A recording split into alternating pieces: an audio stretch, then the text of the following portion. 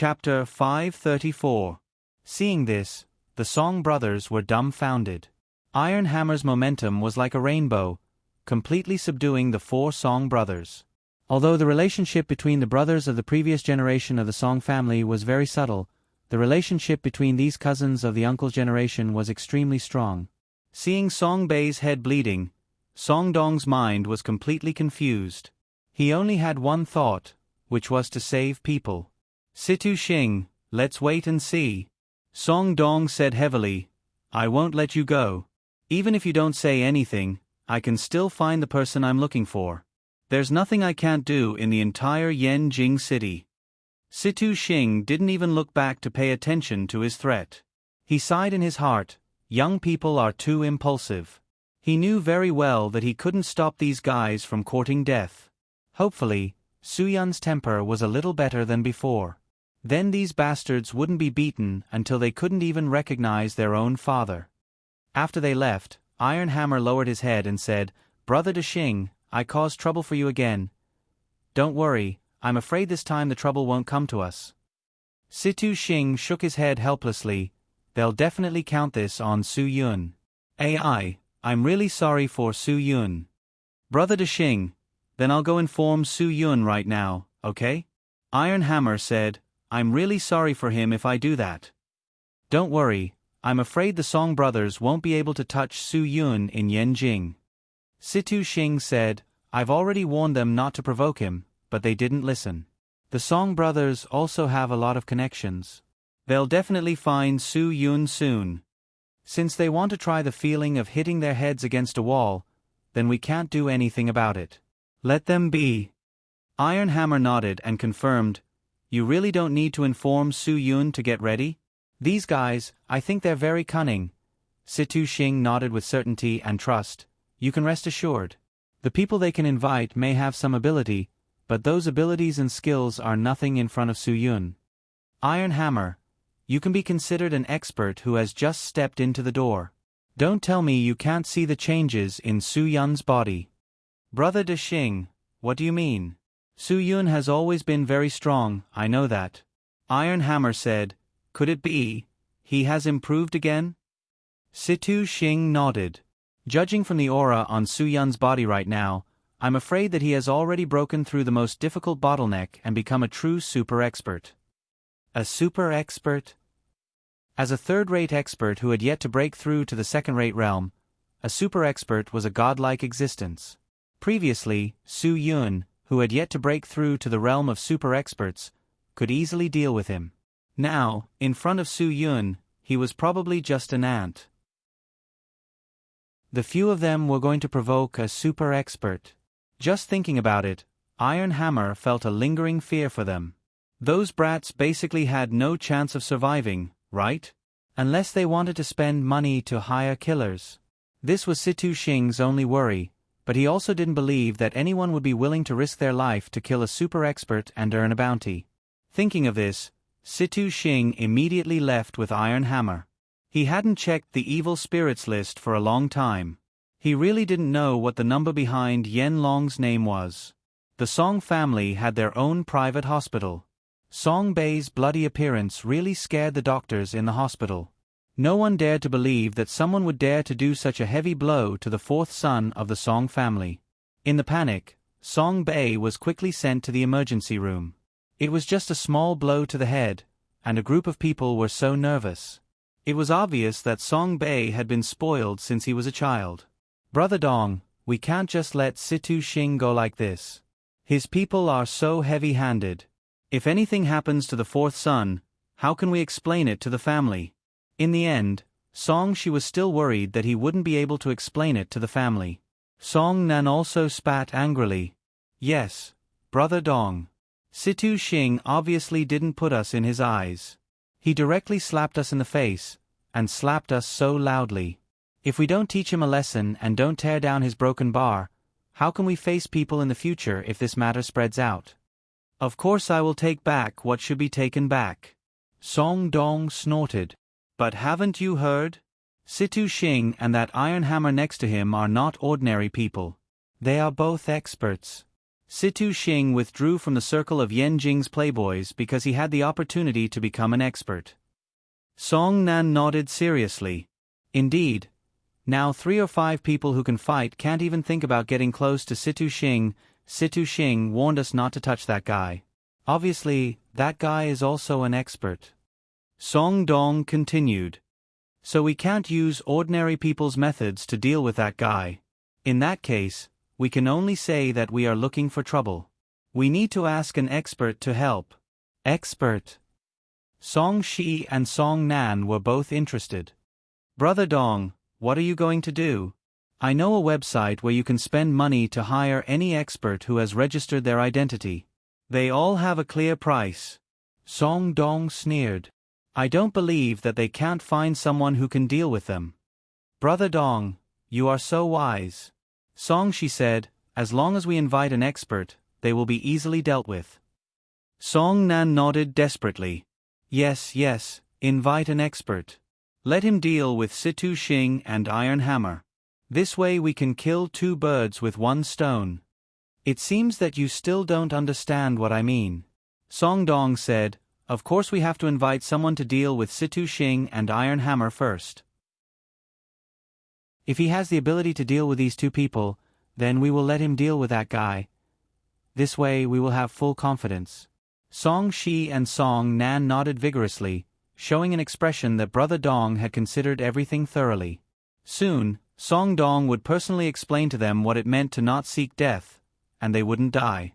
After staying up all night, he finally chose an expert with the highest price from the employment website he knew. When Song Dong left his contact information, the other party quickly called. Hello. Song Dong didn't expect it to be so fast, so he asked tentatively, where to meet? The other party was concise and went straight to the point. I will say the rules first. Pay half of the deposit, and pay the other half when it is done. When Song Dong heard that it was the expert he wanted to invite, he nodded hurriedly. Yes, yes, yes, don't worry about this, absolutely don't worry, everything will be done according to your rules. But, the price you want is… It depends on who you are dealing with. The other party said, just bring your bank card. Good. Half an hour later, I will meet you at the gate of Maple Forest Park. Song Dong said, I will drive an Audi A8 there and wait for you. Good. The other party simply hung up the phone. Half an hour later, the 3 brothers just stopped at the gate of Maple Forest Park. Not far away, a guy in a trench coat and a baseball cap walked straight to the car. The driver was Song Shi, and the one sitting in the passenger seat was Song Nan. Seeing this, they both looked back at Song Dong, who was sitting in the back seat waiting for that person. Brother Dong, this should be the person. I can't even see his face clearly. Did we run into a charlatan? Song Nan didn't believe it. Yes, Brother Dong, if it is a charlatan in the middle of the night, it will be troublesome. We must see his face later. Song Shi nodded with certainty. If he cheated us of our money and ran away, we can at least have some clues. It's best to take his ID card. In fact, Song Dong had no confidence like them, but now he could only grit his teeth and endure. Whether he was a charlatan or not, he had to see him first. While talking, the man in a hat and trench coat was already standing in front of their car. Song Nan opened the door and got out of the car to say hello, then opened the back door and motioned for the other party to get in and talk. The man smiled in the dark and didn't get in the car directly. He said to the 3 of them lightly, since you don't believe me and think I am a charlatan, then let's not waste time. As for the ID card, it is even more ridiculous. If he is a charlatan, do you think his ID card is real? I am a man of principles, and I will never cooperate with fools. These words were said in the car just now. In terms of soundproofing, this luxury car was definitely not vague. How could this person hear it? But with this, Song Dong was sure that this person was very capable. He hurriedly got out of the car. Master, please forgive us. We are young and ignorant. Please forgive us. We are sincerely asking you to help us. The man in the trench coat snorted and sat in the car under Song Nan's flattery. Song Shi didn't get out of the car in the driver's seat. When he saw the man in the trench coat come in, he hurriedly greeted him. But the man in the trench coat didn't give him any attention or reaction at all. If it weren't for the fact that he had a favor to ask, Song she would have been angry. This person didn't give him any face. He had never taken the initiative to show kindness to anyone. The first time he did this, he was met with a nose full of dust. The feeling of someone giving him the cold shoulder was really unpleasant. However, Song she didn't know that the thing he did the most every day was to use his cold shoulder to touch someone's warm shoulder. This was called retribution. After Song Dong got in the car, he quickly closed the door and sincerely extended his right hand. "Hello, I am Song Dong who contacted you. May I know your name? If you have something to say it. Don't talk so much nonsense." The man in the trench coat said, "Every business has its own rules. I am not here to make friends. We are in a cooperative relationship. You are the employer. Tell me who you want to deal with and give me half of the deposit. After it is done, I will naturally ask you for the other half." Although Song Dong's right hand was awkwardly put down, he felt that the more it was like this, the more reliable it was. "Great. Then I will say it. Help me burn down the Su He bar in the North Ring. By the way, teach their boss Situ Xing and his follower Tai Chue a lesson." The man in the trench coat was stunned. "The kind that won't kill?" "That's right." Song Dong said, "Brother, this is just one of the things I want you to do. As long as you do it well, what I want you to do next is the main thing." Chapter 535. His words were too domineering. The more arrogant the other party was, the more certain Song Dong was that he didn't find the wrong person. If this was a small matter, then he must have done something like killing and robbing on a daily basis. "Humph. I really found a treasure. The 2 million was worth it. Big brother, I just asked you to burn down a bar and teach 2 people a lesson. I didn't ask you to kill and rob. Isn't your price a bit high?" Song Nan laughed and tried to talk to the other party about the price. "If we find someone from the underworld to do this, I'm afraid it can be done with 100,000 or 80,000, right? First of all, don't call me brother. We have an employer-employee relationship." The man in the trench coat said, "If you think there is a difference between setting a fire and killing and robbing, then you don't have to find me. You can find someone from the underworld to deal with it. But since you found me, it means that you have considered it. This matter is impossible for someone from the underworld to deal with. Either they don't dare to do anything to the person you want to deal with, or the person you want me to deal with is a master. Do you think what I said makes sense? I'll give you 10 seconds to think about it. If you don't think about it, then I don't have time to waste here with you. Think about it. Think about it. Absolutely think about it." Song Dong said to the man in the trench coat while glaring at Song Nan, telling him not to talk nonsense. If he could really get to know such a fierce person, let alone 2 million, even if he had to spend 20 million more, he wouldn't blink an eye. Now Song Dong only hoped that this person wouldn't let him down. He could be a real master among masters. After helping him solve the thing he hated in his heart, he could slowly talk about the establishment of a personal relationship. When the time came, he would directly hire him. Then he would see who in Yenjing dared to be impolite to him. Of course, this was just a fantasy. This step hadn't been realized yet. I brought my bank card, but now the bank's ATM machine has a limit of 20,000. Song Dong was stunned. "This money, can we pay together tomorrow? You can swipe your card." While speaking, the man in the trench coat took out a POS machine from his pocket and handed it to Song Dong. Shocking, this was really shocking. Why was it like a skit? Song Dong swiped the card in his hand and quickly pressed the password. Soon, 1 million cash was transferred. The man's phone beeped twice. He took it out and glanced at it. The money had been transferred. Only then did he put away the POS machine. "I'll do it tonight. You can rest assured about my efficiency. Tomorrow at 9 o'clock in the morning, you can go and confirm whether I've done it or not.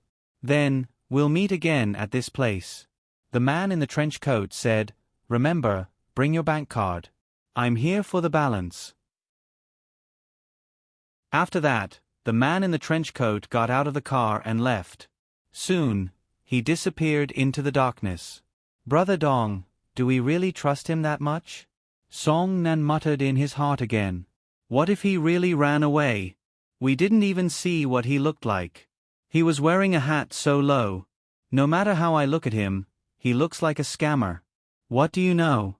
Aren't all experts like this? Lao San, Song Dong said, I'm telling you, don't talk nonsense anymore.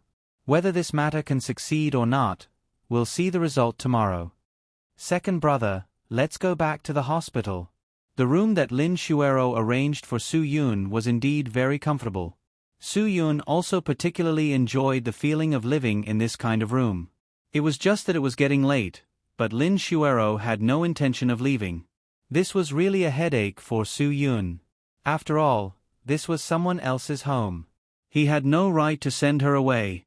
Lin Shuero seemed to have endless topics to talk about in front of him.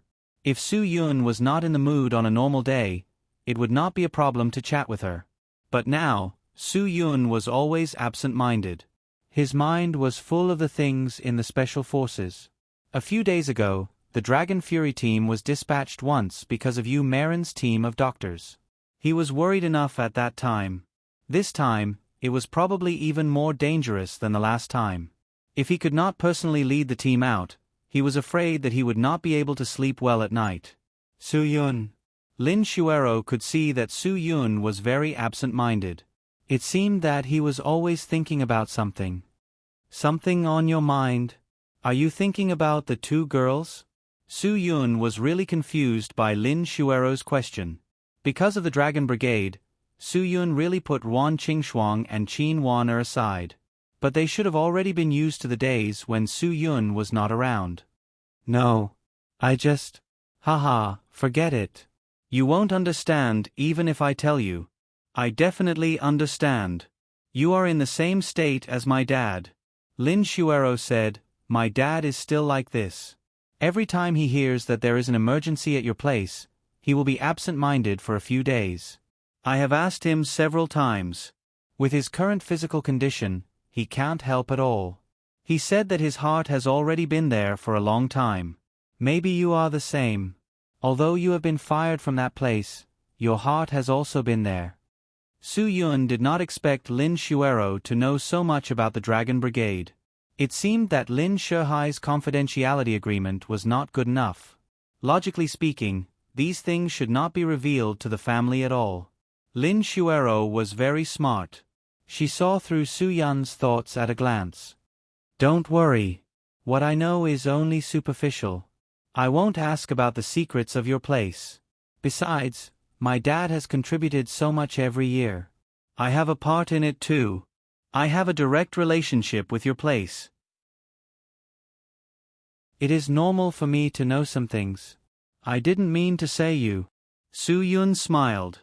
Shuero, it is late. Let's go to bed early. Let's sleep together. Lin Shuero's face turned red. You are so direct. Can't you be more tactful? No matter what, I am still a girl. If you are so explicit, it will make me embarrassed. Su Yun's mind was in a mess. I didn't mean that. When I said together, I meant together at the same time. I despise you. Lin Shuero pouted angrily. She turned around and walked out of Su Yun's room. This guy was really infuriating. He was not helpful at all. Looking at Lin Shuero's departing figure, Su Yun shook his head helplessly. Sigh, what could he do? Not to mention the fact that they were in a crisis now. Even if nothing happened, he did not know how to talk to Lin Shuero about those romantic things. Throughout the night, Lin Shuero kept thinking that if her father had not returned at such a critical moment, would Su Yun have also submitted to her bathrobe under her skirt after her straightforward confession? The more this man was like this, the more interested she was in him. Lin Shuero really wanted to shout at Su Yun. Even if you are playing hard to get, you have already won. Don't always play hard to get. She couldn't stand this kind of torture again and again. However, perhaps only a girl with Lin Shuero's character would throw herself into Su Yun's arms regardless of her own safety, knowing that he was so unstable.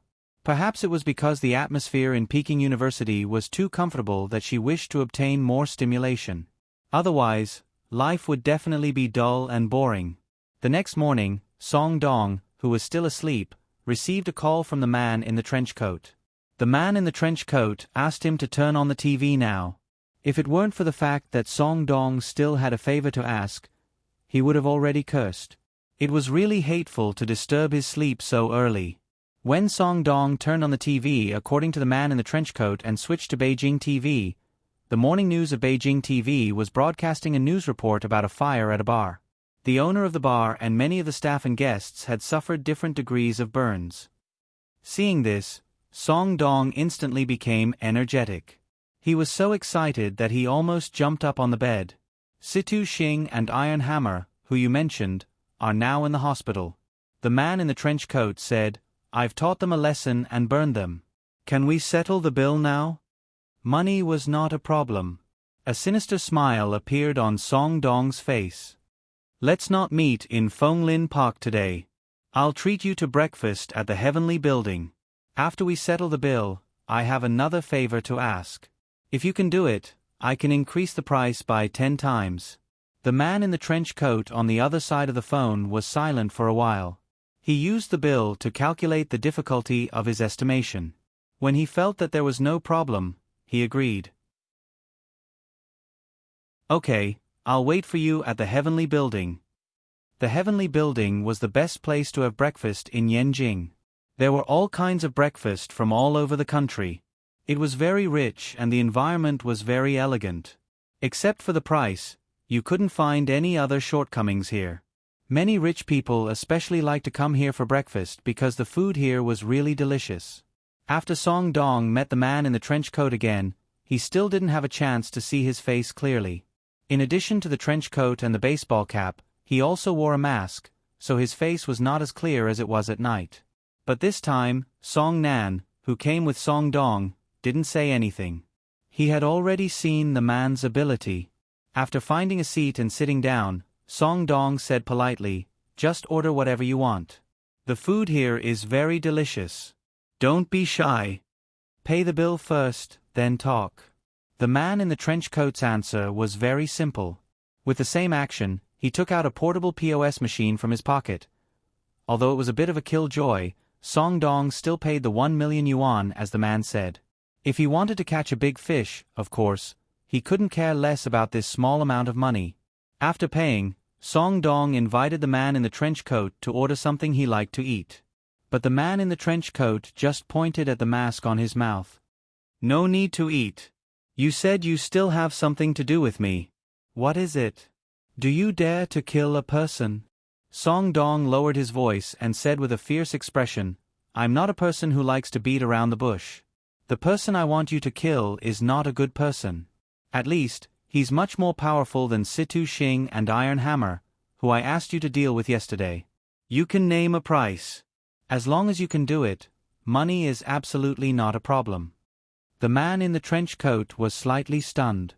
After thinking for a while, he continued, "Then I have to see the person first before I can talk about the price. I'm not a person who asks for a price randomly. Lao-san, write down the address where you found that guy that day." Song Dong was more certain about this man in the trench coat. He must avenge this arrow. As long as you can get rid of this person within 3 days, you can name any price. While speaking, Song Nan had already handed the note with Lin Shuero's address to the man in the trench coat. The man in the trench coat took the note, glanced at it, and burned it with a lighter. He said lightly, "You guys eat slowly. I'll contact you." After that, he directly turned and left the Heaven Building. Not to mention breakfast, he didn't even drink a sip of water.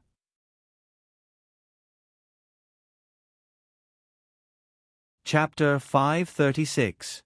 Su Yun woke up early in the morning, but he had been lying on his bed the whole time.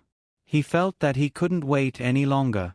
If he didn't hear from Wan Guangxiao or Wang Yi today, he would barge into the main force and ask how he could join the mission to protect Turtle Island. Lin Shuero came to Su Yun's bedroom door after making breakfast. She knocked on the door twice and pushed it open. "Get up quickly. I'm going to school after breakfast." Are you going to stay at home to play, or are you going to accompany me to school? Or are you going back to your place with my dad? Your dad is going today? Su Yun was taken aback for a moment. She immediately perked up and sat up on the bed. She quickly put on her clothes and slippers and could not wait to find Lin Shihai. Lin Shuero stopped him at the door. You're closer to my dad than you are to me. I was just speaking casually just now. I don't even know when my dad left, let alone if he went to your place. Don't be so excited. Get up and eat. You can go wherever you want after breakfast. Lin Shihai left already? Su Yun was stunned. Why didn't he hear anything? It seemed that Lin Shihai had already guessed Su Yun's thoughts. Perhaps he was really going to the Dragon Brigade and was afraid that Su Yun would insist on going with him. That was why he left so quietly. Su Yun nodded and went downstairs to eat breakfast with Lin Shuero. Lin Shuero saw that he ate very quickly, and although she didn't say anything, she shook her head helplessly in her heart. She didn't know where his thoughts were. Sure enough, her father was right. If she wanted Su Yun to be his son-in-law with peace of mind, she, as his daughter, would have to learn some advanced ways of seducing men. Otherwise, it would be too difficult. Halfway through breakfast, Su Yun suddenly felt a murderous aura approaching. This feeling was especially strong. Ever since Su Yun left the Dragon Brigade, his senses were much more sensitive than before. He didn't know if it was because of his cultivation. Be careful, Su Yun said in a low voice. He quickly got up and pulled Lin Shuero behind him. Step by step, he walked carefully to the door of the room and whispered to her, "No matter what happens, you must not go out. It seems that someone has come to make trouble for me." The strong killing intent Su Yun felt made him very clear that the other party was definitely not an ordinary person. Naturally, it was impossible for the other party to come looking for him to have anything to do with Lin Shuero. Su Yun froze for a moment. Could it be related to Green Ghost? After all, he couldn't be sure whether Green Ghost was dead or alive, and whether anyone knew about Guagua's secret was still an unknown mystery. Now that any kind of danger could come knocking on his door, Su Yun had already made ample preparations. After comforting Lin Shuero's emotions, Su Yun walked out of the door and went to the villa's courtyard. It was an indisputable fact that the other party was in the dark while he was in the light, so Su Yun didn't need to deliberately hide anything. What would come would come. If he went out like this, the danger would only be concentrated on him alone. If he didn't go out, Lin Shuero would also share the same danger with him. In this case, Su Yun would rather concentrate the danger on him alone. In this way, not only could he ensure Lin Shuero's safety, but he also didn't have to be distracted. But when Su Yun really walked out of the door, the huge killing intent at the beginning suddenly disappeared unexpectedly. Just at the moment when Su Yun hesitated, a familiar voice came into Su Yun's ears from the roof of the villa. "Brother Yun, I didn't expect that we would meet again under such circumstances." This person was none other than the man in the trench coat who got the address from Song Dong and came to investigate. Yuanbua. Su Yun's expression was exaggerated to the extreme. He really didn't expect to meet the guy who had a life-and-death friendship with him in the mountains of the northeast border again. How could it be you? When did you come to Yanjing? When Su Yun was the instructor of the Dragon Fury team, in order to find a more difficult field training place, he went to a cold primitive mountain forest on the northeast border alone. It was there that Yuanbua met Su Yun. At that time, Yuanbua was still a standard local aboriginal. He was the bravest warrior guarding his people. It was a peaceful paradise. Although it was located in a cold place, there were no disputes. Everyone was happy and harmonious. It was as if they were living in a paradise. Back then, Su Yun didn't mean to break into their paradise, so there was some friction with them. As the guardians of the local residents, the warriors naturally wouldn't allow outsiders to disturb their lives. At that time, Yuanbua led his warriors to a fierce battle with Su Yun. Su Yun couldn't believe that these people's physical fitness was so good. Although they were indigenous, the warriors led by Yuanbua were all masters with unique skills. In a head-on collision, Su Yun couldn't be their opponent at all. Fortunately, Su Yun was able to fully understand it with his own wisdom. Later, the misunderstanding was resolved. The smartest Yuanbo was able to communicate with Su Yun to a certain extent. Because of the language barrier, most of the time, they communicated with their hands and mouths. In Su Yun's impression, Yuanbo was a rare person with a high IQ. He could learn to pronounce in a very short time. The name Yuanbo was also a Chinese name he gave himself. His real name was pronounced Kata Si Yuanbo in their language, so he named himself Yuanbo. Later, Su Yun stayed in that paradise for 15 days. During these 15 days, Yuanbo could already communicate with Su Yun in simple Chinese, and Su Yun also learned some local Aboriginal languages. Later, Su Yun arranged for the special training to be in this cold forest. During the special training, he came into contact with Yuanbo many times. Not only did he teach Yuanbo Chinese, but he also learned many local ways to restrain the cold. These experiences were very precious to Su Yun and the brothers of Dragon's Fury. Over time, Yuanbo and Su Yun became good friends. Su Yun taught him how to use a calendar, and only then did he realize that this man, who looked much more mature than him, was actually younger than Su Yun. When Su Yun led the team away, Yuanbo and Su Yun worshipped the gods in their local way, drank 3 bowls of tiger whip liquor, and became sworn brothers. Although they hadn't seen each other for many years, Su Yun had never forgotten Yuanbo. He had once thought that when he had the chance, he would definitely take Guagua and everyone around him to that cold paradise to see Yuanbo. He really didn't expect Yuanbo to appear in Beijing. However, Su Yun clearly remembered that he had invited Yuanbo to come to Beijing to play, but Yuanbo had refused, saying that their ancestors had ancestral teachings that they couldn't leave their homeland casually. Could it be that something had happened to Yuanbo's appearance this time? Before Su Yun could ask, Yuanbo shook his head helplessly. I really have to thank the person who hired me to kill you. If it weren't for him, I'm afraid I wouldn't have been able to see you. Someone hired you to kill me? Su Yun was stunned for a moment. Wait, when did you become a killer? Why are you in Beijing? Did something happen in your hometown? Brother Yun, this is a long story. I'll explain it to you slowly. I'm going to see my employer now. Since he wants to kill you, I won't let him go easily. Yuanbo said, I'll explain it to you after I solve his problem. After that, Yuanbo called Song Dong and said that he had settled the matter and wanted to meet him at a place. Song Dong happily agreed to meet Yuanbo at an abandoned factory in the western suburbs. Perhaps he was dazzled by victory, so Song Dong didn't ask why they had to meet in such a remote place. After hanging up the phone, Yuanbo turned around and left without explaining to Su Yun. The people in their place ran barefoot all year round, fighting against the bad weather and wild beasts, so they had evolved to be more special than ordinary people. In addition, Yuanbo was the #1 warrior in the local area. His running ability was probably something that even a snow wolf couldn't catch up with. Su Yun couldn't stop him. He knew that he definitely couldn't catch up with him. Yuanbo's running wasn't just running. The way he ran with his hands and feet was the ultimate principle that he had comprehended from the running of wild animals. Ordinary people couldn't learn it. At least, Su Yun hadn't learned it.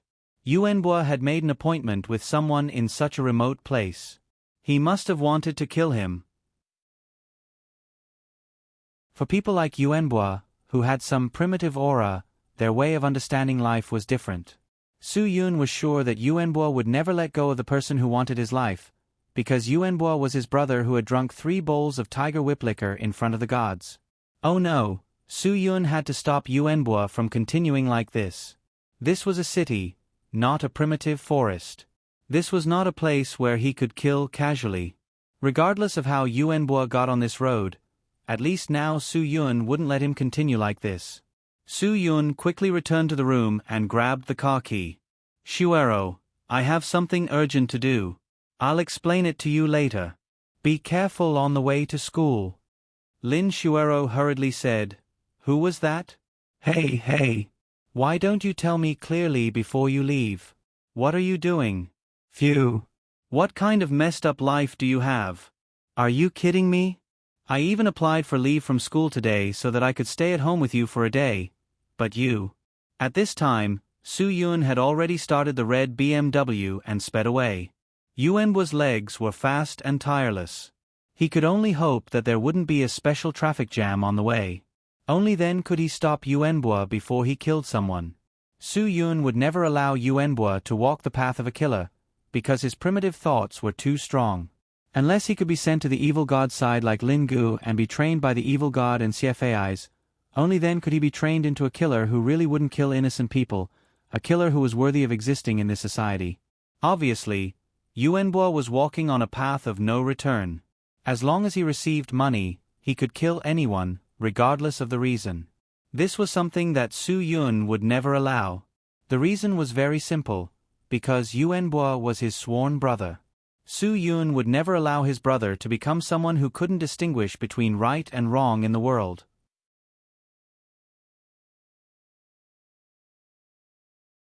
Chapter 537. Inside the abandoned factory in the western suburbs, it was desolate, the vegetation was withered, and the surroundings were desolate. This old industrial area was about to be rebuilt into a new industrial park, and the bidding for this piece of land had reached the final and most critical moment. The abandoned factory was using its last moments to show the changes in social development over the years. Yuanbua's barefoot speed could instantly beat the speed of the champion of the Tour de France.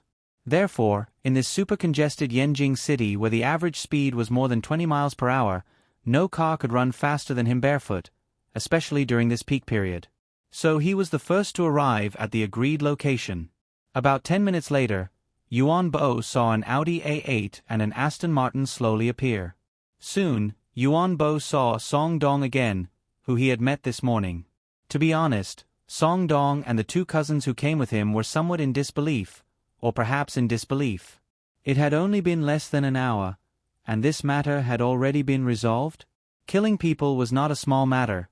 Didn't they say they would meet first and talk about the price before making a move? How come they didn't even pay the deposit, and this person had already killed the person? After she stopped the car, he got out of the Audi with Song Dong, and Song Nan, who had driven alone, also got out. In this wilderness, Song Nan really had some goosebumps. He had a terrible thought, that the man in the trench coat in front of him had brought the body to them. Although the four Song brothers could be said to have committed all kinds of crimes in Yanjing City, and were so arrogant that they dared to cause trouble anywhere, they had never done such a thing as paying someone to kill someone. Before, they didn't think much of it, but now that they were facing a murderer who had really killed someone, they were more or less frightened. At least for now, Song Nan didn't have the desire to see the man in the trench coat clearly. He was worried that if he saw the other party's appearance, the other party would kill him to silence him. Just thinking about it made him tremble all over. Hey, I didn't expect you to solve this matter so quickly. I admire you. Song Dong forced a calm smile and said, "It's just that, about the price, we haven't talked about it before, right? Ha ha ha, brother, you're not asking for too much, are you?" Yuanbo stood coldly in front of the three of them, exuding a faint murderous aura. He said in a low voice, "You believe me when I say I took care of him?" Well, Song Dong was really stunned by this person's question. "You have some evidence to show me, right? Even if they didn't bring the corpse here, they should have at least taken some photos, right? Otherwise, I really don't know how to trust you." Yuanbo sneered. "There were no corpses or photos. Because I didn't do anything at all. You actually spent money to hire me to kill my sworn brother. You really have some guts." "What?" Song Dong's eyes suddenly widened. "Wait a minute, what do you mean?" Brother Dong. He said that the man was his sworn brother. She was also completely dumbfounded. Wasn't this a misunderstanding? They were family. Looking at the momentum of the man in the trench coat, he was afraid that he had called them here not to ask for money, but to kill them.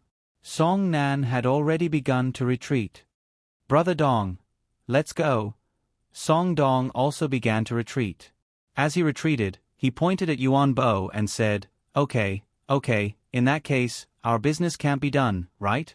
Then let's pretend that nothing happened. In the future, we won't interfere with each other's business. Let's not make things difficult for each other. After all, we've worked together. You don't really think you can leave, do you?" Yuan Bo's murderous aura was getting stronger and stronger. Song Dong suddenly roared, "Run!" He was the first to turn around and run quickly to the parking lot. Song Nan and Song Bei also turned around and began to run desperately. It wasn't that they didn't want to resist, it was because they felt fear and threat from the man in the trench coat that they had never felt before. Escape was the only thought in their minds at this moment. But could they really escape?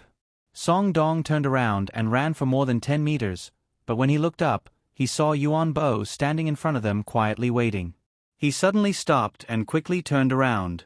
The place where there had been people was now empty. This guy's speed was like a phantom. Song Dong's legs were completely soft. He usually acted like a tyrant and swaggered around. Everyone knew the status and ability of the Song family in Yanjing. But now, in the face of a madman, Song Dong lost all his advantages because the other party didn't care who he was at all. Like Song Dong, his two cousins were also dumbfounded. It seemed that there was only a dead end for them today. There was no other way for them to choose. "Brother, I can give you anything you want. I'll give you as much money as you want. I'll give it to you immediately. Please let us go."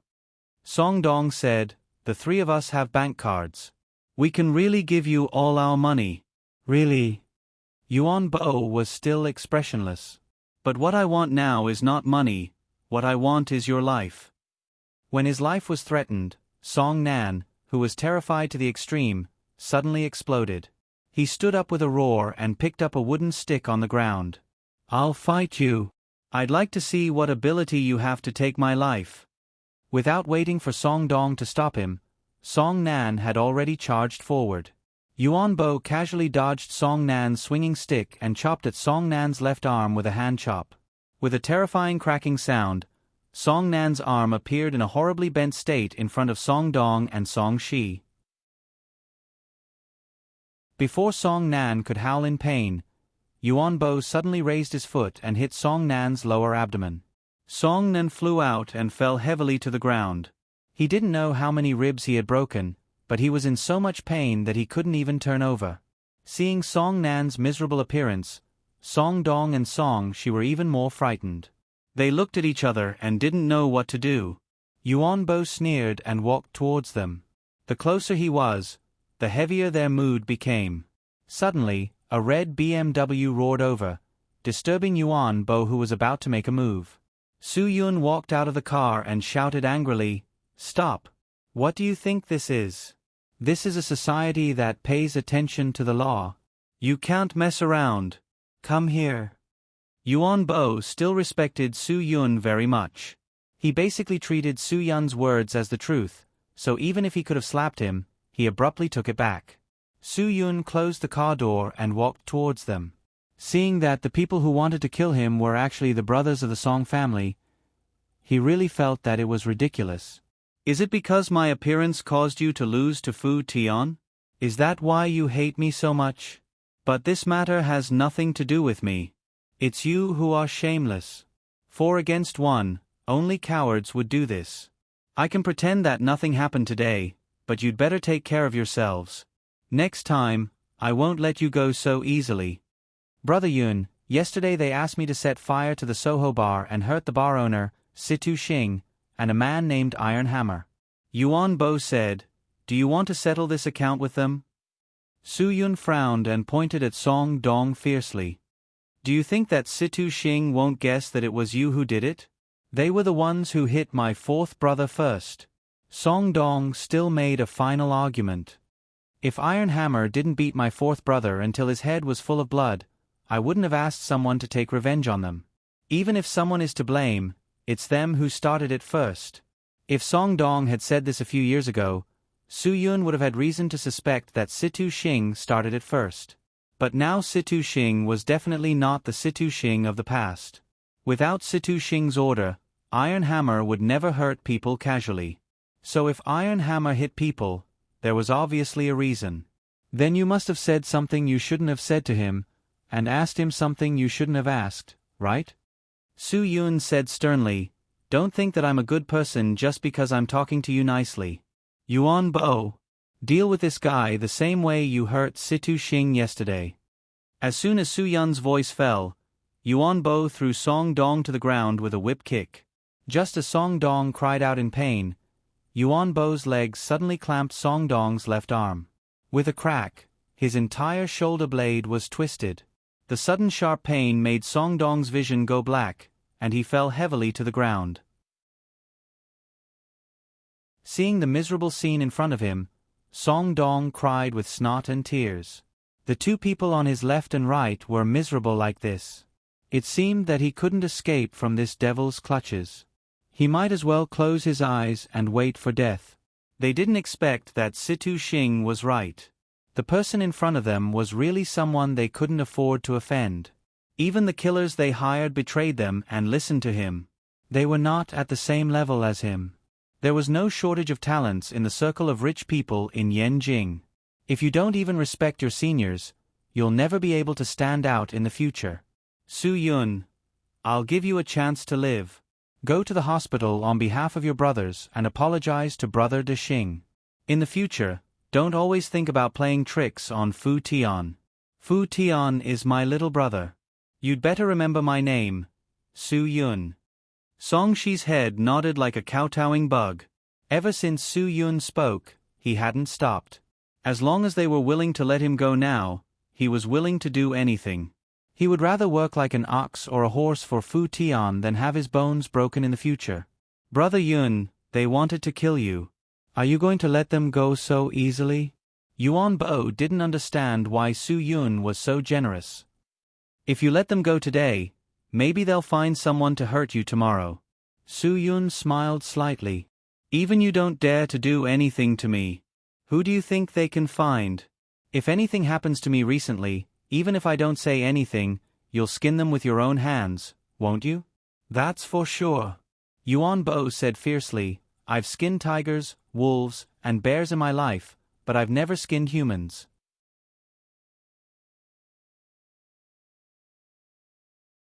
Chapter 538.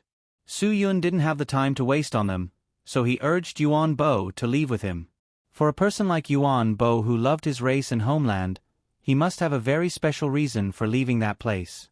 And now, Yuan Bo had embarked on such a bloodthirsty path. If so, Su Yun would rather he stay in their homeland for the rest of his life. At least there was no such pale and naked killing in that place. Although Yuan Bo didn't understand why Su Yun would let go of these people who were a threat to him, he didn't ask any more questions. If it were him, he would definitely not let go of these hidden dangers that were a threat to him. It was just like dealing with a 400-pound wild boar in the forest. He would never give the wild boar a chance to breathe. As long as he caught it, he would have to kill it. If he let it go, it would only leave him with more hidden threats. Who knew when this beast would suddenly appear and attack him? Although Yuan Bo had mastered many modern technological tools with his high IQ, his thoughts deep in his heart were not so easy to change. What Su Yun had to do was to make Yuan Bo clearly understand the difference between humans and animals. He could hunt down the prey he needed in the forest because as a human, he stood at the top of the food chain. What he faced were ferocious beasts. If he didn't kill them, they would eat him instead. This was obviously a completely different situation from the coexistence in human society. The coexistence between humans was definitely not the same as the coexistence between humans and beasts. As a human who conquered all species with intelligence, he definitely couldn't treat his own kind like animals. Yuan Bo obviously didn't understand this problem. Although he was already in the big city of Yanjing, he hadn't really integrated into the circle of people. Su Yun knew very well that a person like Yuan Bo was a huge hidden danger in the city. This was because while he had human intelligence, he also had the terrifying beast strength and explosive power that other humans didn't have. Yuan Bo, who dealt with beasts all day long, only understood one truth. This truth was the truth of the jungle. The strong preyed on the weak. This was the only unchangeable truth in Yuan Bo's heart for so many years. How long have you been in Yanjing? Su Yun asked as he drove. Where do you live now? Did you come out by yourself, or with your people? Brother Yun, I don't know how to tell you. Yuan Bo sighed heavily. I've been in Yanjing for a year. I rented a house in Blue Mountain View Garden, and I'm the only one here. At this moment, Su Yun's phone rang, and Yuan Bo immediately stopped talking. Su Yun glanced at it and saw that it was Wang Yi calling. His heart surged. While rushing to Blue Mountain Scenic Garden, he picked up the phone and went straight to the point. Master, does the main force want me to go back and lead the team to carry out this mission? Are you that excited to carry out this mission? Wang Yi smiled faintly. He knew that Su Yun was an impatient person, so he was prepared and was not frightened by his sudden outburst. I have good news for you now. The Level 1 red alert has been cancelled. You don't have to worry about it anymore. Cancelled? This was a bit too fast. Su Yun could not believe it. He said suspiciously, Old man, you're not lying to me, are you? If the main force doesn't agree to let me go, I won't go. You don't have to make up such a lie to fool me, right? How can Level 1 red alert be cancelled so easily? Wang Yi spat, You little rascal, you'd better be careful if you're so rude. Do I have to lie to you? The Japanese's Hitsuka Special Forces were already too busy in the country, let alone going to Turtle Island in the East China Sea to look for trouble. Therefore, the Level 1 red alert has been cancelled. After discussion, we've decided to arrange for Mad Dragon of the Dragon Prestige team to lead a team of 12 special forces to secretly investigate Turtle Island. Everyone else is to cancel the Level 1 red alert. What did that mean? What did it mean that the Black Tomb Special Forces were too busy in China? What exactly happened in Japan? Could it be that Q alone could overturn the seas and rivers? Su Yun was really shocked. This was too exaggerated. Although he was sure that CFAIs had sneaked into Japan, he didn't expect him to be so capable. Wang Yi smiled faintly. I heard that CFAIs and the other brats taught by the evil god aren't the only ones who cause trouble for the Japanese cabinet. There's also the Wolf Fong mercenary team led by the Wolf King. Ha ha ha, the Japanese cabinet must be in a mess now. Su Yun clenched his fists. If it wasn't for the fact that the Dragon's Fury Special Forces were organized and disciplined and had to obey the country's sharp blades, he really wanted to bring his brothers to Japan and directly join forces with CFAIs and Wolf King to completely destroy the Japanese cabinet. His hands were itching, really itching. At this time, an idea popped up in Su Yun's mind. Since he was no longer a member of Dragon's Fury, why didn't he set up his own organization? With the people he could use now, it would be a large fighting force. This way, if there was anything that the Divine Dragon Brigade couldn't do due to the country's orders, he could ask Chen Feng and the others to help inquire about it. He didn't have to worry about so many rules. So you don't have to worry anymore. Live your life well. Wang Yi smiled faintly and said, All right, there's one more thing I want to remind you. In order to save you, Beauty Yu is willing to give up everything. You have to remember this firmly in your heart. No matter when or what happens, you can't forget her. Old man, stop pretending to be a good person. If you really want me to be responsible for you, Marin, write her a letter now and ask her to retire from the army. I'll take care of everything else. Su Yun, do you dare? Wang Yi clicked his tongue. Don't provoke me. Now is not the time for her to leave the army. But I can guarantee that day will come sooner or later. Su Yun was just joking. He knew how important Yu Marin was to the entire Dragon Brigade. I also know that day will come sooner or later. I hope that when the day comes, I won't be as old as you. Stop joking. Wang Yi said, How is your stay in Lin Shihai? His precious daughter didn't force you to marry her, did she? If it weren't for the fact that Su Yun respected Wang Yi very much since he was young, he would have already raised his middle finger and cursed. If it weren't for Wang Yi agreeing to Lin Shihai's boring request, he wouldn't have owed Lin Shuero an emotional debt. One could owe anything but feelings.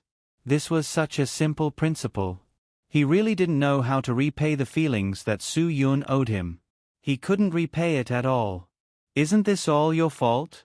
You still have the nerve to mention this to me? Let me tell you, I'm not done with you. Before Su Yun could finish his sentence, Wang Yi hung up the phone. He didn't want to hear Su Yun flip out. Su Yun hung up the phone and could only helplessly stuff it into his pocket. Su Yun's heart suddenly felt empty. To be honest, he was a little disappointed. If he really had to lead a team to Turtle Island, he swore that he would definitely beat the Japanese pirates until they begged for mercy. The more Su Yun thought about it, the more excited he became. He realized that it was really urgent for him to establish his own team. At this time, the car also arrived at the entrance of Blue Mountain View Garden. Under Yuan Bo's lead, Su Yun and Yuan Bo arrived at the rental house he lived in. There were 2 bedrooms and a living room, about 80 to 90 square meters.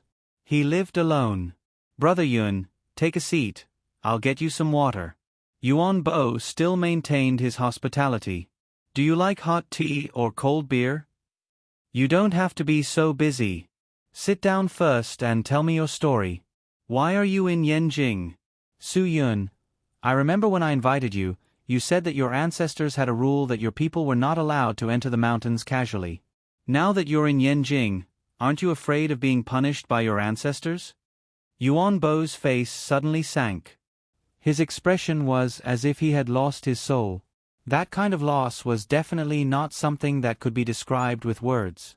Su Yun knew that his words must have stimulated Yuan Bo's untouchable pain. But what was the reason for this? The more Yuan Bo was like this, the more curious Su Yun became. What happened? "I'm already a person spurned by my ancestors and gods." Yuan Bo took a deep breath. His expression was solemn and desolate. He must be suffering in his heart. Otherwise, no one would look so miserable. "I no longer have the face to stay in that homeland, and I no longer have the face to go back and face my ancestors." For a person who lived in that land and had little contact with the outside world, being spurned by his ancestors and gods was the worst sin. It was an absolutely unforgivable mistake. Su Yun found it hard to think about what Yuan Bo had done wrong. And he could only expect Yuan Bo to tell him this question himself. "Yuan Bo, no matter what you've done, you can't do this kind of killing to make money when you come to the city." Su Yun said, "A killer also has a killer's way. If you do this kind of thing again, then you are no different from a walking corpse. Whether or not you are spurned by your clansmen, you have to live a meaningful life, not without a goal." "Brother Yun, I'm doing all this for my people. I need to make money, make more money." Yuan Bo said in annoyance, "It's all because of me. If it weren't for me, my people wouldn't have suffered such a disaster. I did something that no one can forgive, and I can't forgive myself either. So I have to redeem myself. I have to make more money to make up for the mistakes I've made." Su Yun knew that Yuan Bo could open his heart to him. He encouraged him. "What unforgivable thing did you do? You can tell me. I can help you." "Yuan Bo, believe me, I can help you. Because you and I are brothers who have drunk 3 bowls of Tiger Whip wine." "Brother. That's right."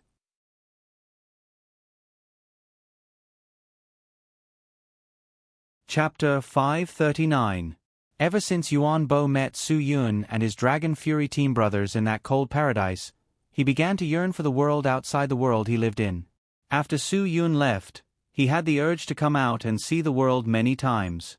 However, due to the ancestral teachings, Yuan Bo did not really step out of that land. Every time his heart itched, he would only walk out of the paradise, step through the wind and snow, and look into the distance to fantasize. The city scenes that Su Yun had mentioned were still vivid in his mind. Yuan Bo began to fantasize about being in the city, feeling the tall buildings and cars coming and going. That feeling was wonderful for him at that time. At that moment, a few fierce off-road vehicles passed through the wind and snow and arrived beside Yuan Bo. If it was in the past, Yuan Bo would have hidden when he saw these steel monsters. However, he had already learned what a car was through Su Yun, so he was no longer afraid of these steel monsters. When the people in the cars saw Yuan Bo, they were also very surprised. In this kind of snowy weather, there was actually a person wearing such thin clothes. At that time, Yuan Bo was only wrapped in a piece of wolf skin. He was already used to the temperature of his homeland. This kind of snowy weather was also the most common weather for him, so he did not feel cold at all, nor did he feel afraid. It was no longer the first time Yuan Bo had met a stranger. He had become sworn brothers with Su Yun and talked and laughed with all the brothers in the Dragon's Fury Special Forces every day, so he didn't know what it meant to be sinister in the world.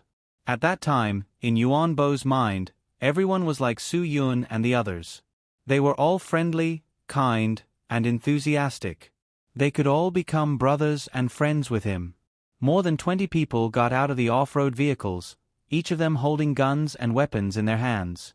They wore thick leather hats, wrapped in tight scarves, and had leather boots and gloves. Every one of them was fully armed. This outfit was definitely better than the Dragon Fury team led by Su Yun back then. Yuan Bo took the initiative to greet them, but he was surrounded by a group of people with guns. These people did not seem friendly.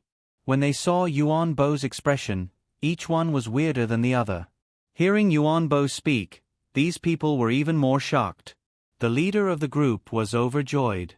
He immediately ordered everyone to put down their weapons and chatted with Yuan Bo with a smile. Seeing the other parties smile, Yuan Bo was honest. In his mind, all smiles were friendly. He had no idea what sinister was. This was because Su Yun and everyone in the Dragon Fury team had only taught him what honesty was, what friendliness was, and what affection was. Yuan Bo, on the other hand, did not know what sinister, purposeful, what use, terror, and threats were. Yuan Bo clearly remembered that the leader had asked him about a place that Yuan Bo had never heard of before. It was a place called Latitude and Longitude or something like that. Yuan Bo's ignorance seemed to make the leader very angry, but he didn't get angry. At that time, the sky had already darkened, and the blizzard was about to strike again. There was only one way for this group of people to go, and that was to return the way they came, avoid the blizzard, and wait until the next day to find the place they were looking for. However, the kind Yuan Bo gave them a second choice. They could return to his tribe with him, rest in his tribe, and look for the place they were going the next day. This was because Yuan Bo's tribe was a blessed land. In this cold world, this was the only place where they would never have to worry about the blizzard. This was the charm of nature. When you were still surrounded by wind and snow, you could no longer feel the bone-piercing cold after passing through a forest. For Yuan Bo and the others, the place they lived in was given to them by the gods, so they believed in the gods and were grateful to them. This was heaven for a group of people who had been here more than 20 times. If they returned the way they came, they would only be able to reach this place the next time they came. Now, under Yuan Bo's lead, they had accidentally discovered this place full of magic power. There was actually such a place in the world of ice and snow. It was no different from finding a beautiful oasis in the Taklamakan desert. Yuan Bo and his people were very hospitable, especially after making friends with Su Yun and the others. These kind people thought that everyone was kind and that all humans were friends. They entertained them with the best tiger whip wine and roasted the best bear paws and wild boar meat. Among this group of people, only Yuan Bo could communicate with them in fluent Chinese, which made them very curious. They chatted a lot with Yuan Bo that night and learned that they were a race that had lived here for thousands of years. They were the Paka people. Later, Su Yun gave them a more appropriate name, the Snow Clan. Of course, Yuan Bo did not mention this to these people. He said that he was a warrior of the Paka people, a warrior who protected their homeland. They lived by hunting, and they lived freely here, more carefree than anyone else. When Yuan Bo talked about all this again, he did not notice that the leader of this group had been staring at the GPS locator in his hand. This group of people had a nice name, an archaeological expedition, but what they were actually doing was the most shameful thing. This land was the place they had been looking for. There was a huge amount of wealth and treasures buried here that the world did not know about. Perhaps, even if the world knew about it, no one would be able to find this place. Even a professional team like them had run more than 20 times in vain. Originally, they didn't plan to come again since they failed again this time. And it was this last time that they met Yuan Bo. It was as if this was something that had been predestined. It was destined that this group of people would meet Yuan Bo for the last time, and Yuan Bo had accidentally brought this group of people with human faces and beast hearts into his own clan. And the homeland they lived in was a place where huge wealth and treasures were buried. There were rare jade here, and this kind of jade could no longer be found in the world. And this group of people found this place with a geological exploration map from 100 years ago. This so-called archaeological expedition was actually a branch of an evil group. They specialized in stealing nature's treasures. That night, everyone in the Paka clan drank themselves into a drunken stupor in order to get to know their new friends. Their wine was also strong, and this group of sneaky people obviously did not drink it. They either secretly poured it away or pretended to drink it and spit it out. That night, the leader of this team led people to explore through the night and finally determined that the rare jade was buried under this land. But the hardness of this land was beyond their expectations. Even if they only dug a few dozen meters down, it was not something that could be done overnight. If they did not use explosives, it would easily cause an avalanche, so they could only rely on manpower to dig. They needed labor, and the Pakal clan became a ready-made labor force. For this group of people who did all kinds of evil, they did not care about how great of a sin it was to repay kindness with enmity. They only knew that as long as they needed, they could do anything they wanted, including using, betraying, or threatening.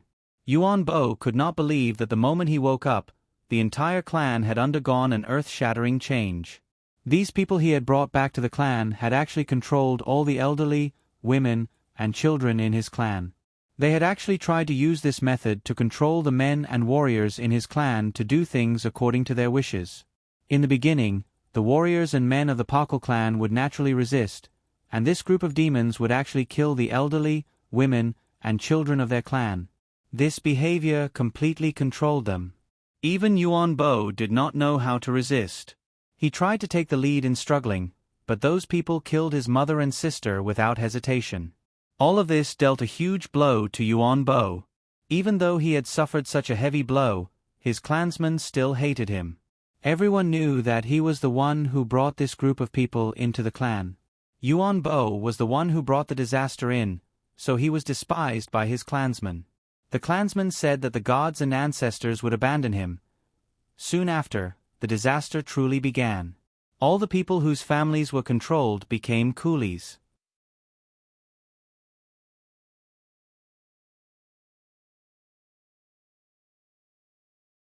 Chapter 540. Yuan Bo still foolishly believed that as long as he saved up 100 million, he would be able to redeem his people and homeland from those people. He placed all his hopes on the money. He wanted to use this method to atone for his sins. Yuan Bo believed that only by redeeming all his clansmen could he wash away the grave sin of bringing that group of people into the tribe. "You have to stop right now." As a brother, Su Yun had to stand up and explain everything to Yuan Bo. Not to mention 100 million, even if you get 1 billion, or even 10 billion, they still won't let go of your people. This group of people will give up their human souls for money, which means that they have completely lost their humanity. There is only desire and interest left in their eyes. No matter how much you give them, they will still dig out all the rare jade buried under your homeland before they give up. Do you understand what I mean? It's not your fault. It's their fault. Their goal is not to control you, but those precious jade. They don't control your people to make you money for them. It's still those precious jade. Yuan Bo, you've been used. Yuan Bo looked very shocked. No one had ever said such a thing to him. He had always thought that the fault lay with him. He had never thought that all of this would happen today. It was a mistake made by the group of people who forced him to do this. His kindness and innocence had become a weakness that had been used by others. For so many days, Yuan Bo had been like a machine that had been programmed by others. He only knew how to make money desperately and earn enough money to save his people, but he had never thought that everything he had done would end up in vain. Their goal is the jade under our homeland. Yuan Bo was stunned for a long time. He had heard many legends about the land under the land from the warriors of the older generation since he was a child. Under the land they lived in, there was a special substance that was not found anywhere else. It was because of these things that their homeland could always exist in this cold ice and snow, allowing them to survive. Without the magical substance under the land of their homeland, they would no longer be able to survive in this snowy weather. Thinking of this, Yuan Bo suddenly realized what a stupid and terrifying thing he had done. If those outsiders took away all the jade from their land, it would mean that their people would no longer be able to live in their homeland. Their homeland would disappear forever, no longer existing in this world. No. He would not allow such a thing to happen. As a warrior of the Parkle clan, if he allowed the Parkle clan to be destroyed by his hands, he would not be able to face his ancestors in the underworld. He would become the most sinful clansman in the history of the Packer clan. Once this hat was worn, it meant that there would be no peace for the rest of his life. Su Yun could tell that Yuan Bo was a little agitated. He seemed to have never considered these problems. After facing these problems today, he realized how stupid he was. But even if he knew his own stupidity now, what could he do? All of his clansmen were in the hands of the other party. He had no way to fight against those who had weapons in their hands. He did not want any more of his clansmen to die because of him. So now, Yuan Bo did not even know how to resist.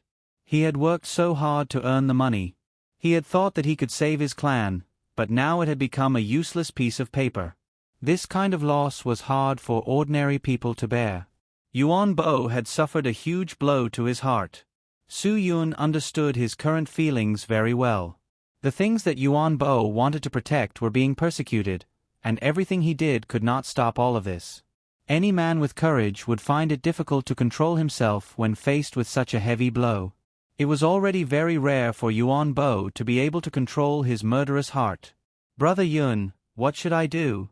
I want to save my clansmen, I want to take back my homeland," Yuan Bo said, "but I really don't know what to do. I beg you to help me save my clansmen.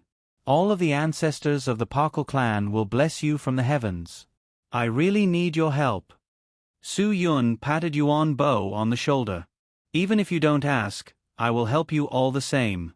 Because you and I are brothers. We have drunk, kowtowed, and sworn brothers. And all of the Parkle clan are my friends. You have taken care of me before. Now is the time for me to repay your kindness." Yuan Bo suddenly fell to his knees in front of Su Yun. "Brother Yun, Yuan Bo is very grateful. I am willing to be your slave for the rest of my life." Su Yun smiled bitterly and helplessly. He pulled Yuan Bo up from the ground. "I don't need you to be my slave. I just need you to be my brother. Tell me about those people. There is an old saying in China, 'Know thyself and know thy enemy, and you will be victorious in every battle.'" Yuan Bo nodded thoughtfully. "There are about 25 to 28 of them. They are well armed, just like the brothers of the Dragon Fury team you brought with you back then. And they are all very skilled. They kill without blinking. By the way, they all have the same symbol on their clothes." As he spoke, Yuan Bo found a pen and paper and laid it flat on the table. He picked up the pen and drew a symbol awkwardly. The symbol was a venomous snake that had been pierced by a sharp blade. The snake was not dead. Instead, it had its eyes wide open and was spitting out its venomous tongue. Because of Yuan Bo's race, they did not have words, so they were born with an advantage in drawing. That was why their drawings were so vivid. It was such a symbol. Yuan Bo said, "A snake that has been killed."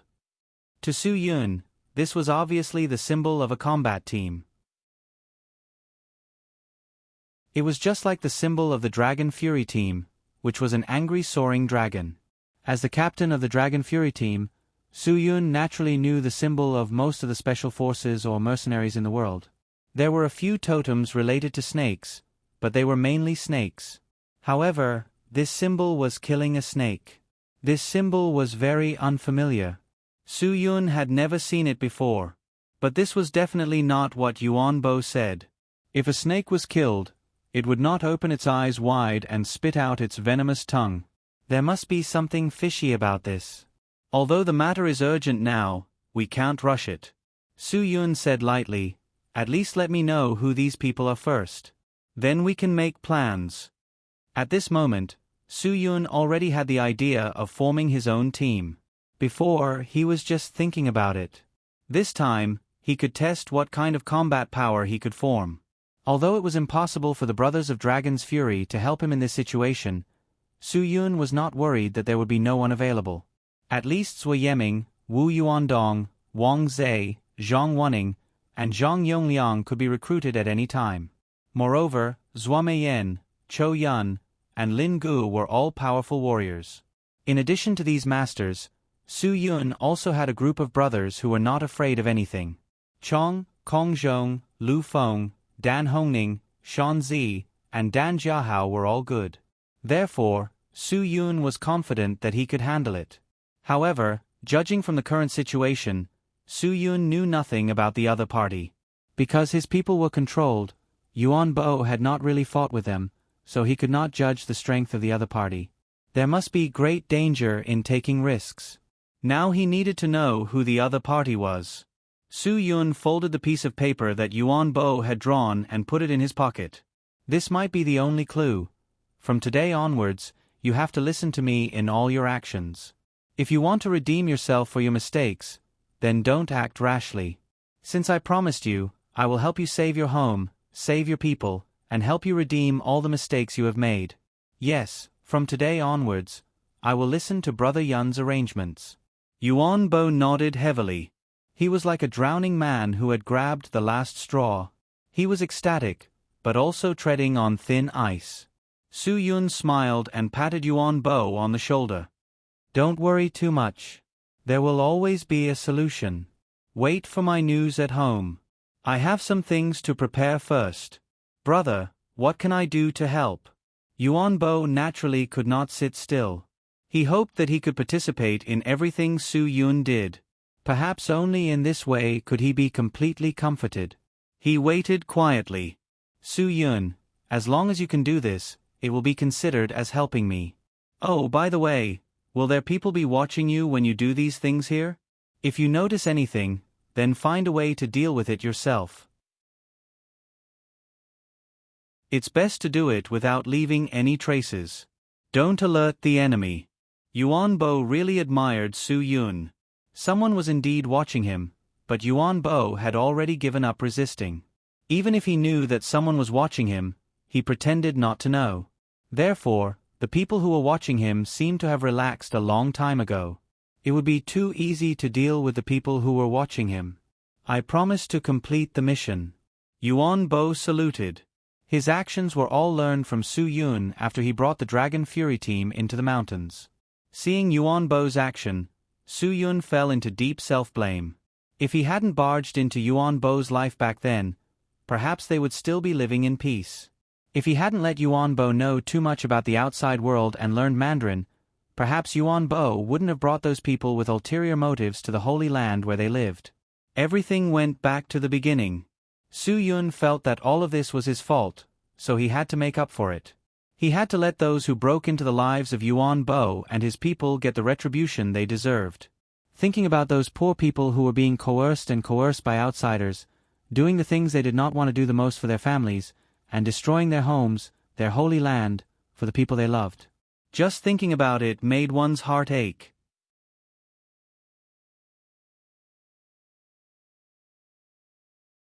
Chapter 541. After Su Yun left Yuan Bo's rented house, he didn't rush to gather the people he could use. Instead, he directly contacted Lin Shihai and asked him to confirm whether the information given by Wang Yi was true or false. After confirming that Level 1 combat readiness had been lifted, Su Yun was completely relieved. He didn't feel too disappointed. After all, Su Yun never imagined that he could rely on this matter to return to Dragon's Fury. If he couldn't go back, there was no need to force it. After returning to the Lin family, Lin Xuero was naturally wherever Su Yun was. As long as Su Yun was there, she almost never left his side. After dinner, Su Yun inadvertently saw a series of books about archaeology on the bookshelf in Lin Xuero's study, and his interest was immediately piqued. Xuero, what major did you specialize in? Su Yun suddenly asked. He couldn't help but open the glass door of the bookshelf and take a few archaeology books. Archaeology? Then you must know these things very well. There must be a lot of old professors at Yenjing University. I majored in economics. Lin Xuero said, it's just that I'm interested in archaeology, so I took it as an elective. Although I'm not proficient, I still know a little. At first, Su Yun was a little disappointed, but when he heard Lin Xuero say that she knew a little, his heart surged again. He quickly pulled Lin Xuero to sit down, then quickly opened the map search on the computer and quickly locked onto the primitive forest covered with ice and snow where Yuan Bo's hometown was located. Su Yun asked expectantly, "Have you heard the story about this place? Is there any treasure on this land? You must know how to read feng shui. This is not difficult for you. Come on, do you think I'm a feng shui master who can see a treasure land just by looking at the computer map?" Lin Xuero said speechlessly, "First, there are legendary stories everywhere, but the credibility is basically zero. Second, those who can see the Dragon Vein or Treasure Land at a glance are all people who exist in novels. Even a real feng shui master can only see it when he goes to the place. Third, the question you asked me is completely out of my control. I'm afraid that in the entire Yenjing University, only Professor Liu can give you an explanation." "Professor Liu is an expert?" Su Yun's eyes lit up. As long as there was hope, it was fine. Lin Xuero nodded and said, "Well, you can say that. He is an expert who specializes in northeastern China. That's why I said that if you ask this question, I'm afraid only he can answer it. Of course, I'm just guessing. It's also very likely that you asked a particularly idiotic question. Professor Liu wouldn't even care about such a low-level question. People who studied archaeology must be proficient in history. If they could really be called masters and professors, they would definitely know more than ordinary people. Take me to Professor Liu." Su Yun suddenly blurted out this sentence. "Are you all right? Why are you suddenly so interested in archaeology?" Lin Xuero rolled her eyes. "Don't tell me you found a treasure map and are going on a treasure hunt. Don't make a mistake. Don't make a child made to make a child." Lin Xuero was to ask Lin was to make a child. To make a Xuero to make Xuero to ask Feng to ask Ding Xuero to ask Lin to ask Lin asked Feng Shui. Lin Xuero took the opportunity to threaten him. "What do you want?" Su Yun laughed dryly. Lin Xuero pointed at her face and said, "Kiss me." Su Yun exclaimed, "I thought you were going to make a big request. Not to mention once, even twice will do." It wasn't like he hadn't kissed her before. Su Yun wasn't afraid that this wouldn't work. He directly went forward and kissed Lin Xuero's face. The first time he kissed Lin Xuero's face was probably on her birthday. Su Yun asked her what she wanted as a gift. She didn't want anything. She just pointed at her face and asked Su Yun to express his gratitude. At that time, Su Yun was indeed a little embarrassed, but after the previous experience, Su Yun was much more natural this time. Lin Xuero seemed to be very easy to satisfy. Su Yun was easily done, so she directly picked up the key and brought Su Yun out. As one of the best students in Yenjing University, Lin Xuero had a good relationship with these teachers and professors. Especially for the subject she liked and was interested in, the teacher-student relationship was more like that of a student. Professor Liu also appreciated Lin Xuero a lot. His wife, Professor Pang, also often praised Lin Xuero. It could be said that this old couple, who had dedicated their lives to Yenjing University, liked Lin Xuero very much. Lin Xuero was also invited to his house several times, so she remembered Professor Liu's house very clearly. The two bought a few health supplements for the elderly and soon drove to Professor Liu's house. Under Lin Xuero's lead, the two knocked on Professor Liu's door. "Oh, honey, come here, see who's here." Professor Peng was very happy to see Lin Xuero. "Child, we are very happy that you can come to play. Why are you taking things again? I don't like it." "Professor Peng, this is a little gift from me. You must pay attention to your health when you are old." Lin Xuero giggled. At this time, Professor Liu also ran out of the study. When he saw Lin Xuero, he hurriedly said, "Come in, child. It's cold outside. Don't catch a cold. Your Auntie Peng is right. If you come to play in the future and take things again, we will be angry." After Lin Xuero walked into the room, Su Yun also appeared behind her. When they suddenly saw another person, Professor Liu and his wife were stunned for a moment, and then the smile on their faces became more overflowing. Especially Professor Pang, with a kind smile on her face. "Child, why didn't you tell me in advance that you brought your boyfriend here? You really want to give us a big surprise? Ha ha ha ha, young man. Come in, come in. Professor Lu saw that Su Yun was talented, handsome, and energetic, so he naturally admired him. Since Lin Xuero entered Yenjing University and took archaeology as an elective, he had been very optimistic about Lin Xuero, so he was also very concerned about her love life. He didn't expect that such a talented woman would finally be conquered. Su Yun, this is Professor Lu, and this is his wife, Professor Pang. They are both old professors of Yenjing University and have dedicated their lives to the education of Huaxia. Lin Xuero's sweet mouth made the two old people smile from ear to ear. Su Yun greeted them one after another and walked into the room. Xuero, why did you come to my place so late? Don't tell me you just want to show off your boyfriend? After they sat down, Professor Lu chatted and laughed. At this time, Professor Pang was also busy making tea and washing fruits. He was very enthusiastic. Lin Xuero never denied it. It could be seen that she especially enjoyed the title of Su Yun being her boyfriend. Professor Lu, I really didn't want to come today. It was Su Yun who insisted on coming to see you. He heard from me that you are an expert in the archaeology of the northeast of Huaxia, so he insisted that I bring him here to visit. Oh. In that case, little Su also likes archaeology very much? Professor Lu smiled slightly. Haha, yes, I have read some novels about tomb raiding in the past few years. Haha, so I am especially interested in archaeology. Su Yun also smiled slightly. Professor Lu laughed twice. Those novels are made up out of thin air. There is no scientific basis at all. Real archaeology has nothing to do with those fictional things.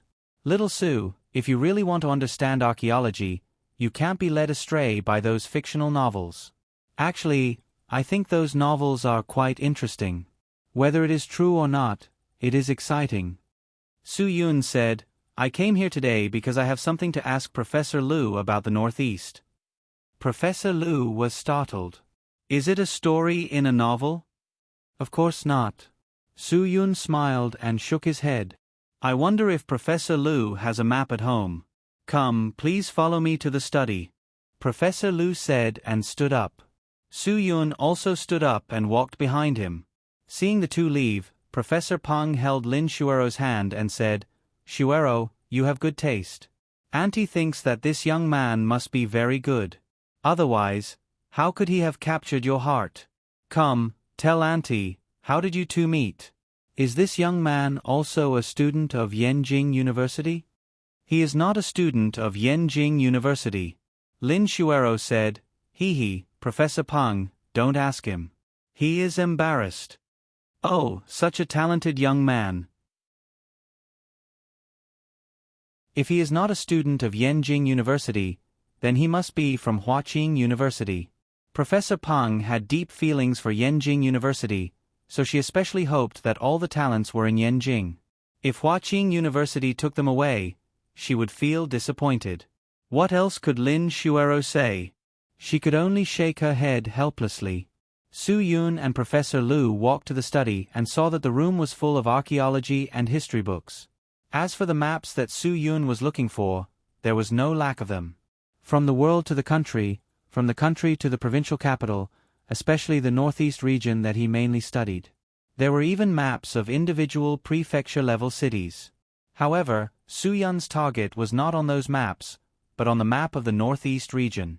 He pointed at a no-man's land and said, Professor Lu, I want to know if there are any historical records of this place. When Professor Lu saw the no-man's land that Su Yun was pointing at, his face stiffened and his whole body froze.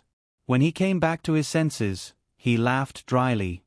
Hey, that is a no-man's land. What kind of records can there be? It is just a wasteland with nothing. Wasteland?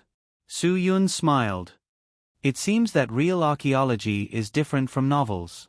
In the novel, it is written that there is a very rare jade buried underground. Which novel? Professor Lu's face was deathly pale. Su Yun was sure that Professor Lu was not telling the truth. He must know that there was something special about this place, but why did he not dare to say it out loud? Could it be that there was something that he could not say? I forgot about it. I just read it on the internet. Su Yun said lightly, Professor Lu, you are an archaeology professor and have a special research on the northeast region of Huaxia. There must be a lot of people who visit you and give you advice. How is that possible? No one has ever visited me before. Professor Lu's reaction was quite big. Su Yun was a little confused. Su Yun could not help but frown deeply. It seemed that things were far from as simple as he thought. Could it be that Professor Lu was also related to that group of people? Why would Professor Lu have such a big reaction whenever Su Yun mentioned a place? If he was not guilty, why would he have such a reaction?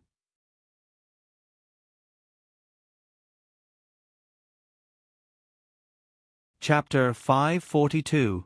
After leaving Professor Lu's house, Lin Xuero asked Su Yun several times why he was in such a hurry, but Su Yun did not give her a direct answer. He didn't want Lin Xuero, who was such an upright old professor, to suddenly become a bad example. Without concrete evidence, Su Yun would never speak carelessly. What do you want to ask Professor Lu? Why does he look so pale? Before Lin Xuero left, she also found that something was wrong. In the past, Professor Lu would politely ask her to stay for a while when she left.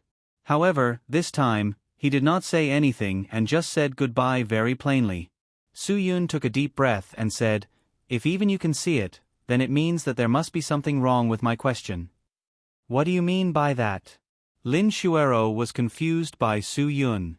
She did not understand what Su Yun meant at all. What did he mean by there must be something wrong with his question? If there was no problem, why did he ask? Su Yun shrugged and said, There are some things that even I don't know, and I really can't explain it to you. I believe that Professor Lu is a good person, but I'm worried that he will be used by others. By the way, does Professor Lu often contact people outside of the campus outside of school? What are you doing? What's wrong with Professor Lu? Didn't you say that you wanted to discuss academic problems with him? Why are you suddenly concerned about him? Lin Xuero said, I don't care. If you don't tell me clearly, I won't answer you. Su Yun sighed helplessly and said, Then there's nothing I can do, because I really can't explain it to you. Lin Xuero was speechless.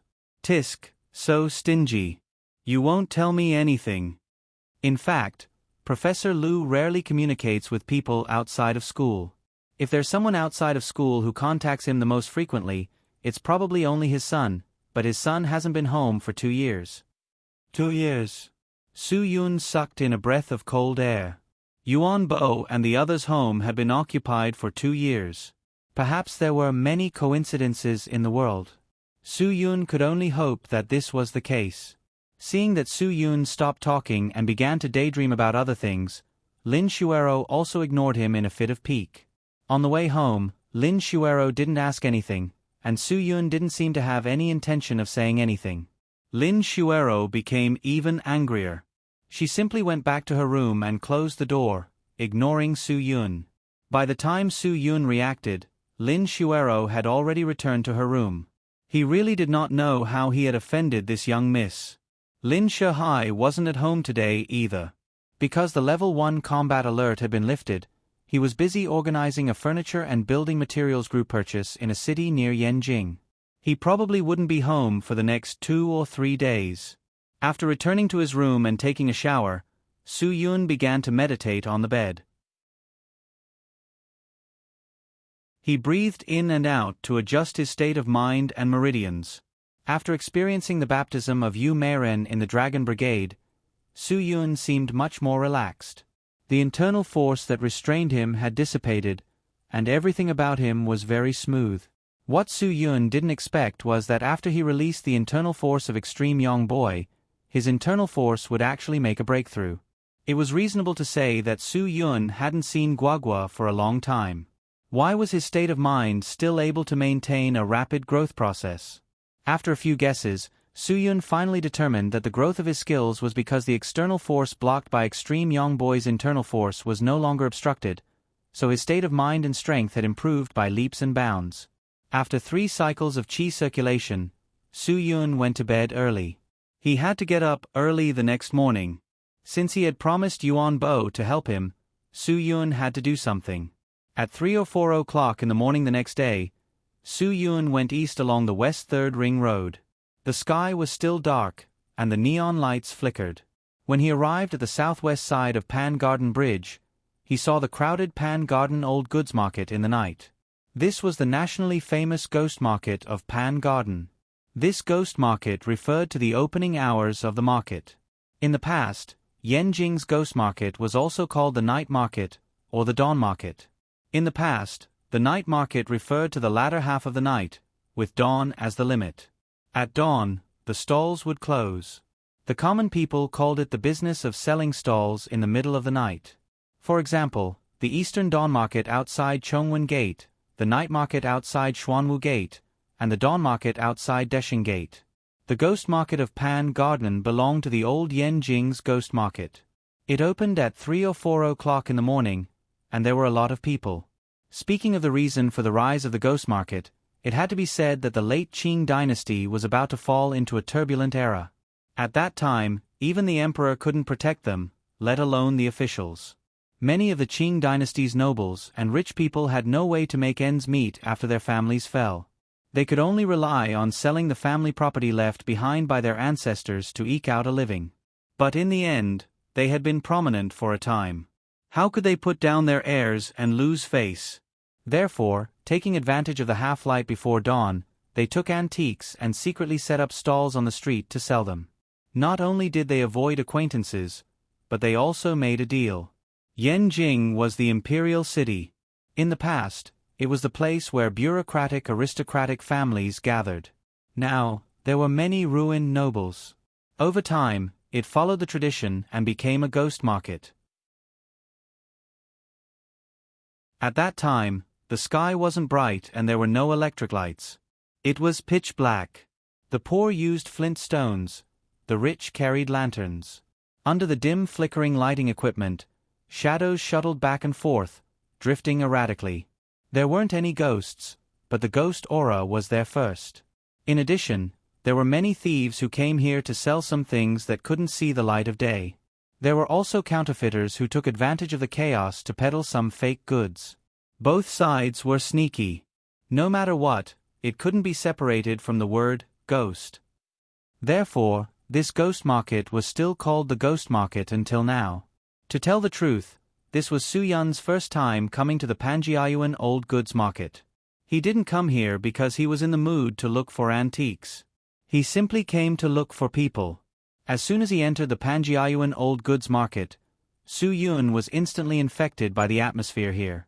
Although it was early in the morning, it was extraordinarily lively. There was an endless stream of people searching for treasures in the ghost market. Many people were holding flashlights and cloth bags. At first glance, one could tell that they were addicted to collecting. Because the truly knowledgeable buyers generally appeared in the Panjiayuan Old Goods Market, it was very rare for them to appear during the day. During the day, many of the stalls in the Panjiayuan Old Goods Market were empty. Most of the sellers were sitting and chatting. When they saw the buyers, they were also indifferent. There weren't many transactions.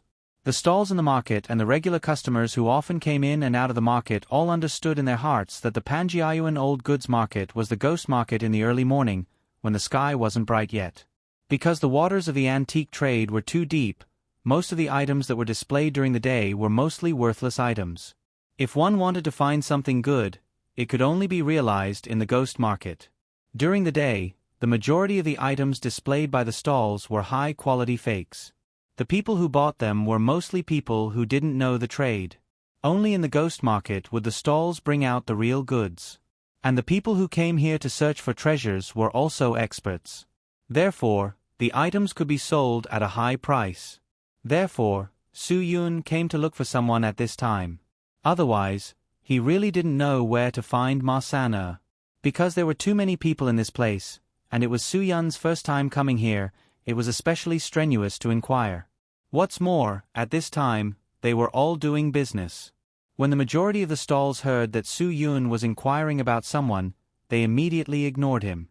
Therefore, for Su Yun to find Ma San-er in this ghost market, it was as difficult as going into the river to catch shrimp. But in the end, Hard work paid off. Su Yun finally saw Ma Sander, who was busy in full swing, in a corner. Hey, if you want a real treasure, then you have to be willing to pay the price. You can ask around. My Panjiayuan old goods market, Ma Sanner's hands. When has there ever been a deceptive fake? Ma Sanner held a goblet in his hand and said to a customer wearing a hat in front of the stall, Yuan Dynasty's Jing Dajin colored porcelain goblet engraved with inscriptions. Let me tell you, it's not easy to get this thing. If you really know the goods, then name a real price. I don't want to make money, I just want to make friends from all over the world. I want this thing. Su Yun, who suddenly appeared behind Ma Sanner, snatched the goblet from Ma Sanner's hand and said, You name a price. Ma Sanner was startled. After all, the person who appeared behind him didn't understand the rules. If he accidentally scared him and broke these treasures, wouldn't it be a fraud? Just as Ma Sanner turned his head and was about to scold him, Su Yun faintly smiled. At that time, Ma Sanner was so excited that he almost peed in his pants. Oh my God, why is it you? Ma Sanner's face turned white. At the very least, doing business should pay attention to first come, first served, right? Seeing this, the customer wearing a hat became anxious. I saw this thing first, of course you have to sell it to me. I'll pay 300,000. When Ma Sanner saw Su Yun, he knew that nothing good was going to happen. How could he still be in the mood to sell goods? However, Su Yun was not ambiguous. He directly said to the customer wearing a hat, I'll pay 600,000. It's over. Ma San cried in his heart. Originally, he was hoping that this Yuan Dynasty Jing Dajun colored porcelain goblet could be sold for 500,000 to open the market. Now, with Su Yun's interference, there was definitely no hope. Anyone who knew the trade wouldn't pay more than 500,000, right? After all, this thing had a slight flaw. Although ordinary people couldn't see it, as an antique expert, Ma Sanner thought that this thing was worth 500,000 at most. Unexpectedly, under Su Yun's coercion, the customer wearing a hat stretched out his thumb and forefinger and said to Ma Sanner, I'll pay 800,000. Su Yun clicked his tongue twice and handed the Yuan Dynasty Jing Dajun colored porcelain goblet back to Ma Sanner. It seems that this treasure still doesn't belong to me. Ma Sanner never thought that because of Su Yun's interference, this Yuan Dynasty Jing Dajun colored porcelain goblet would be sold for 300,000 more than his estimated value. This was really good luck to pick up money early in the morning. Ma Sanner didn't dare to greet Su Yun. Su Yun also knew that if someone said that he was an actor, he didn't say anything and just continued to wander around nearby. Ma Sanner knew that since he was seen, he definitely couldn't run away. He obediently continued to do his own business. Soon, it was 6 o'clock. Su Yun saw that the stalls in the Panjiayuan market were basically full, and the merchants who were late could only wait for the other merchants to withdraw their stalls. Many people were holding a small flashlight and carefully studying the items. Some people carefully looked for about half an hour and then began to casually haggle. Once the deal was done, they immediately put the treasure into the cloth bag. As time went by, Panjiayuan Ghost Market was already crowded with people, so crowded that not even a drop of water could trickle through. Around 8 o'clock, the sky was bright and the ghost aura had dispersed. The ghost market was basically over.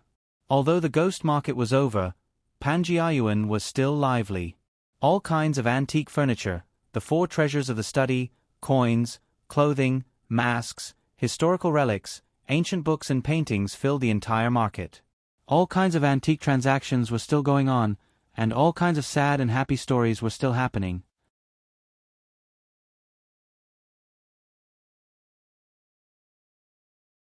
Chapter 543. When it was time for the ghost market to end, Ma Sanner skillfully put away his stall and went straight to his small door in Panjiayuan. To be honest, his door was usually not open. He just put some miscellaneous items there. Speaking of antiques and treasures, if they were genuine, how could he put them in an unattended shop? Speaking of Ma Sanner, very few people could tell his age from his face. He dressed like a young man in his early 20s, spoke and acted like a man in his 30s or 40s, but his scheming and shrewdness was like a 50 or 60-year-old old fox. In fact, he had just turned 30 this year.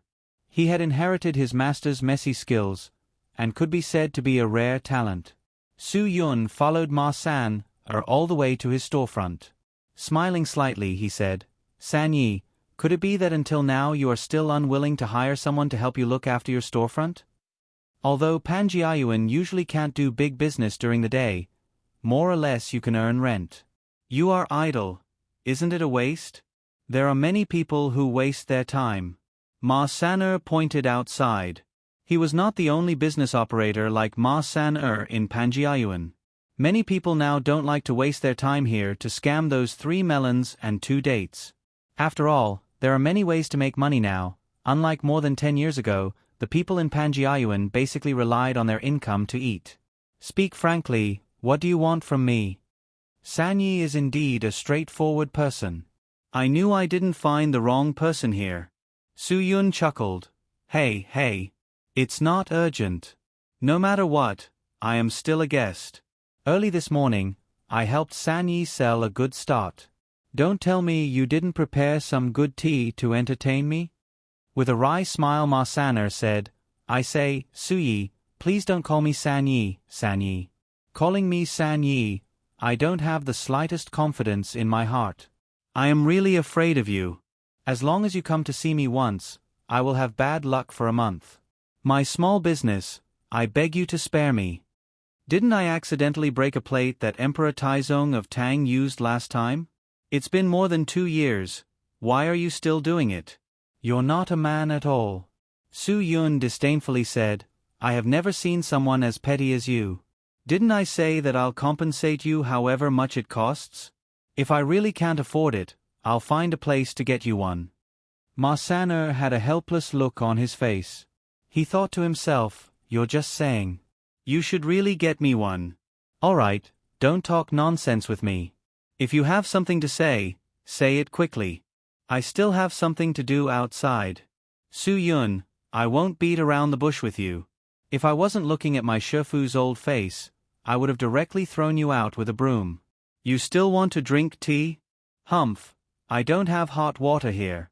Su Yun sat down on the taisha chair inside the shop. "Ma San, did I just call you Yi, so you really think of yourself as a Yi? When your Shifu was still here, what kind of treatment I had when I came here, have you forgotten? If you don't know how to appreciate kindness, then don't blame me for not being polite with you. Look, the fox's tail is showing. What do you want to threaten me with? I did resell cultural relics, but you didn't catch me in the act. If you have the ability, you can come to every ghost city to catch my weakness. Otherwise, I'm really not afraid of you." Ma San humphed. "When my Shifu was here, I didn't see you being so rude. It's really like the tea gets cold when the person leaves." Su Yun glared at Ma San. "All right, less nonsense. I don't have hot water, I don't need you to make tea. Help me see if you recognize this thing." After saying that, Su Yun took out that Yuan Bo's painting from his bosom, the poisonous snake that was pierced by a dagger. In addition to having an official job in Pan Garden, Ma San also had an identity that only a few people knew. He was the successor of the all-knowing man in Zhonghu.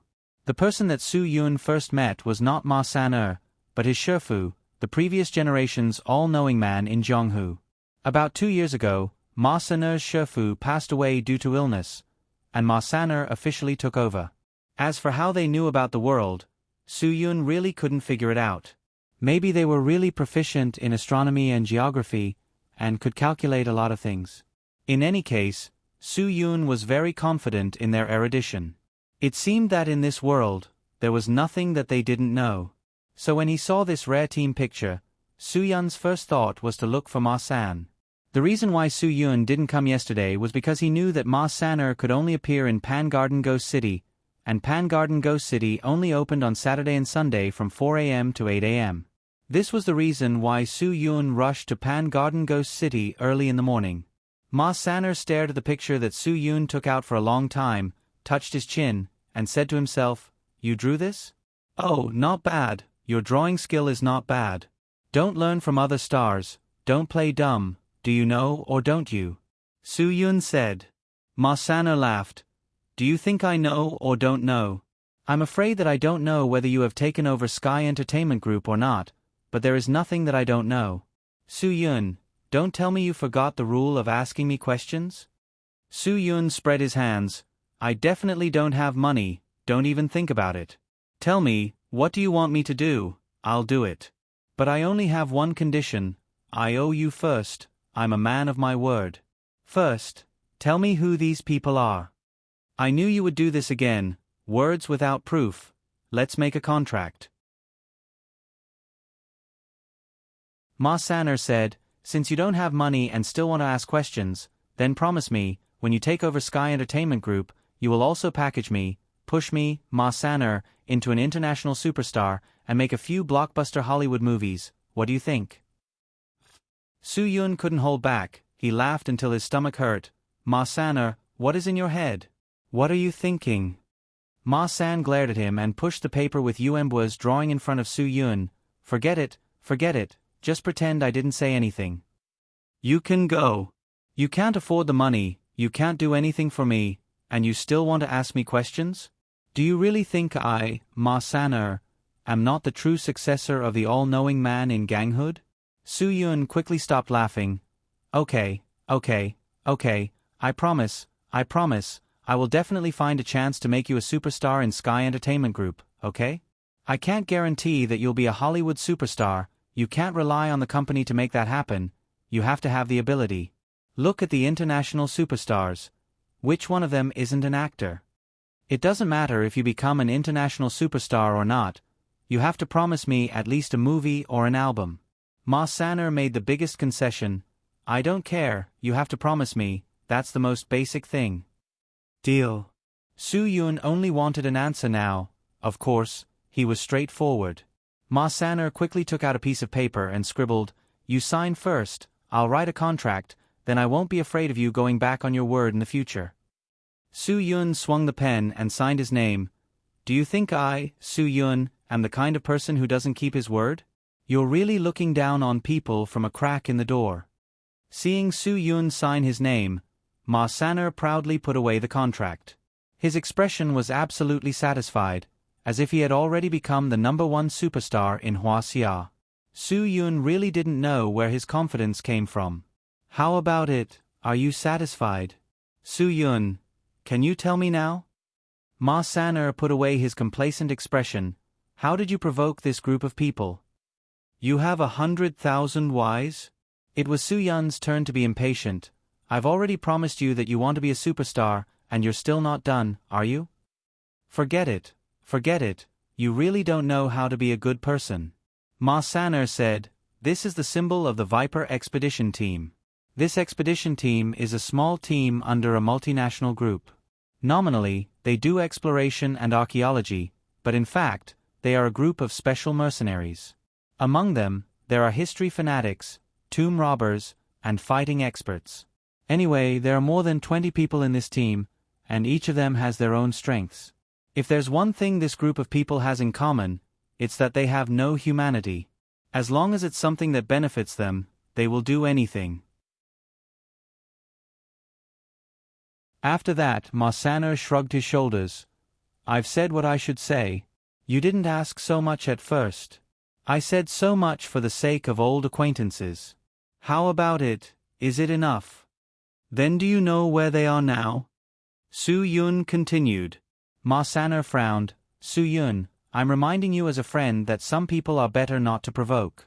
The power behind them is great, and it's not something that you, a fired Special Forces instructor, can afford to provoke. But since you asked, I won't hide it from you. If there's no accident, the Viper Expedition Team is in Huaxia. As for where they are, I really don't know. Although I'm the successor of Bai Shaoxing, I really don't have the ability of my ancestor. Su Yun smiled slightly. He was already very grateful that Ma Saner could tell him this. At least Ma Saner let him know that this group of people was not so easy to provoke. They were definitely not something that he could deal with alone. Thinking about it, if the other party didn't have the ability, he was afraid that with Yuan Bo's ability, it would not be so easy for them to occupy their home. Ma-san, thank you. Su-yun got up and said, I won't delay your business. See you later if there's a chance.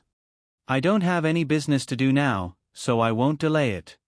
Ma-san said, you can't go back on the words we wrote in black and white before.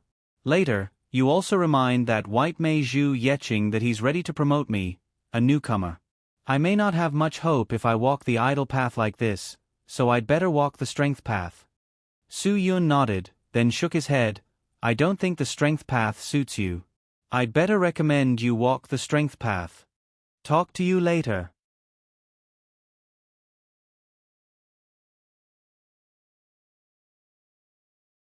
Chapter 544. After understanding the general situation, Su-yun knew that it was time to blow the whistle and gather his brothers. It just so happened that tomorrow was also an auspicious day, so he called everyone one by one and asked everyone he thought could help to gather in Yanjing tomorrow. When everything was ready, he decided to set off for the land of ice and snow. He was determined to help Yuanbo take back their home and homeland. After Zhua Meiyan hung up the phone, it took her a while to come back to her senses. She really didn't know what had happened that made Su-yun directly ask her to help. It seemed that the Crown Prince of Sky Entertainment Group was really annoyed by someone. Not only did he ask her to go alone, but he also asked her to bring Zhou Yeming, Wang Zhe, and Wu Yuandong with her. It seemed that the person who had offended the Crown Prince this time was not a simple person. Otherwise, Su-yun wouldn't have made such a big fuss. Since the Crown Prince had asked, Zhou Meiyan naturally didn't object. Everything in Sky Entertainment Group was going smoothly. She only needed to leave Feng Ying to take care of it. After making some simple arrangements and preparations, Zhou Meiyan directly called Zhou Yeming and asked Wang Zhe and Wu Yuandong to take turns driving. She was full of vigor as they set off from Qingdao directly to Yanjing. Tang Jiu roughly understood the situation and knew that Su-yun must have encountered some trouble. Therefore, after Zhua Meiyan and the others rushed to Yanjing, Tang Jiu immediately called the Zhang brothers. Ever since the Tang family split up, Zhang Wanning and Zhang Yongliang had been arranged by Su-yun to stay in the Tang family. If anyone wanted to cause trouble, they would give them a warning. They had been itching for a long time. Now that they received Tang Jiu's order to help Su-yun, they were naturally 100% happy, 100% excited, and 100% excited. According to the address that Tang Jiu gave them, Zhang Wanning and Zhang Yongliang didn't do anything. They directly drove to the highway from northern Ji to Yanjing. They couldn't wait to do something. Lin Ge was naturally a capable helper that Su-yun absolutely needed. Even if Su-yun didn't need Lin Ge to go to the northeast with him, he would definitely call him over and ask him clearly. He really wanted to know who did those things in Japan. If it was really Xie Fei's and the others, then Lin Ge would naturally have heard about it. After Lin Ge received Su-yun's notice, he did not immediately agree. Instead, he brought up something that Su-yun did not expect. Brother, if I leave, who will help you protect Shenzhen and the people you need to protect? Su-yun was stunned for a moment. He remembered that he did not tell Lin Ge that he needed to protect anyone in Shenzhen. Are you referring to Sister Shuang and the others? Brother, don't hide it from me. Sister Shuang doesn't need my protection at all. With Qin Wan-er's position in the Shenzhen police station, there are not many people who dare to provoke Sister Shuang. Lin Ge said, nowadays, the local gangsters are very well informed. They know who they can provoke and who they can't. Even if they know that Sister Shuang, who just took over Xinkai Hotel, is a foreigner, they definitely know about her relationship with Qin Wan-er. Brother, you know very well that no one will dare to touch them. When I said the people you need to protect, I naturally don't mean them. Su-yun said lightly, Lin Ge, what do you know? I know that there must be someone protecting the people you need to protect. But Gu Zueran told me that that person alone can't protect them. He needs my help. Lin Gu blurted out. Gu Zueran? Su-yun was shocked. Lin Gu actually met this fraud before. Where did you see him? Lin Gu really wanted to slap his own mouth. How could he be so careless and let it slip? I.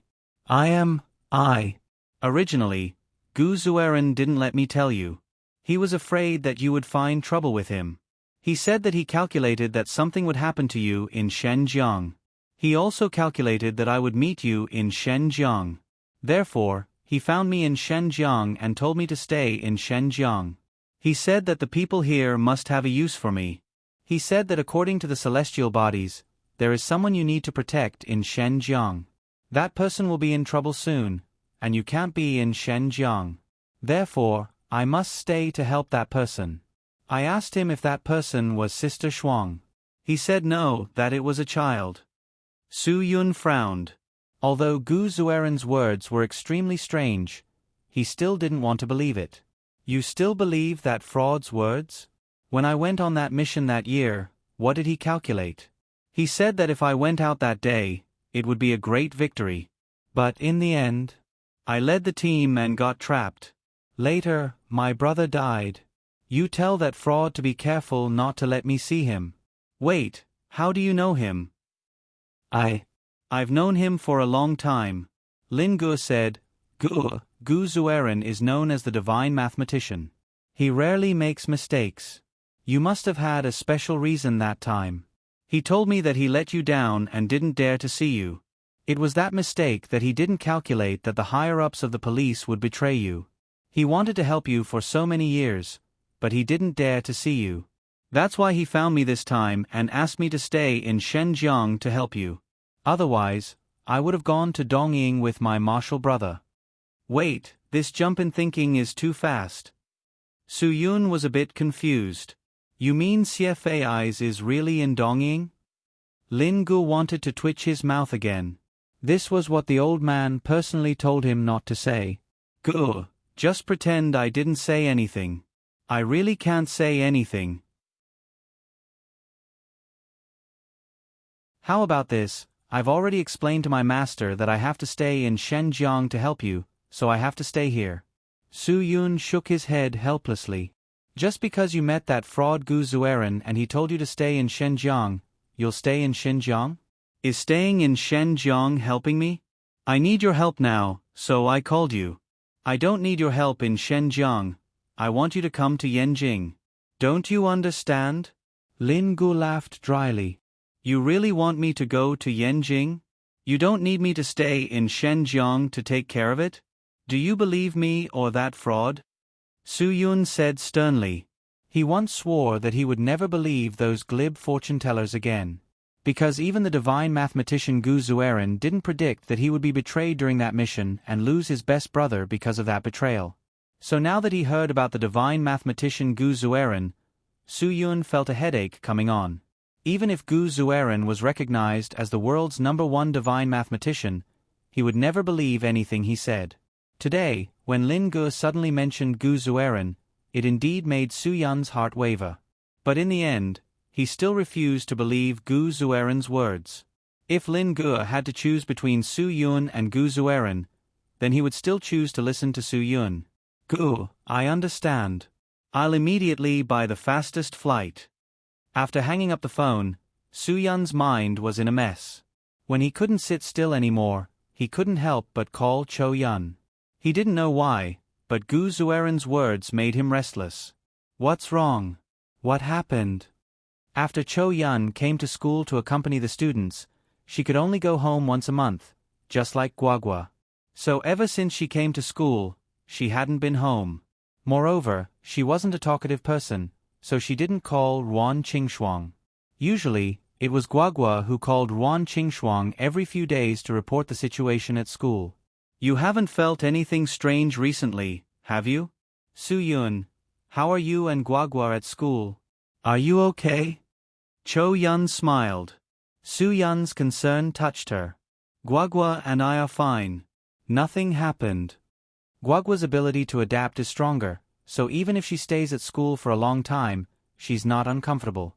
But she did cause a lot of trouble at school. Fortunately, the school leaders gave Wan her face. Su Yun was speechless.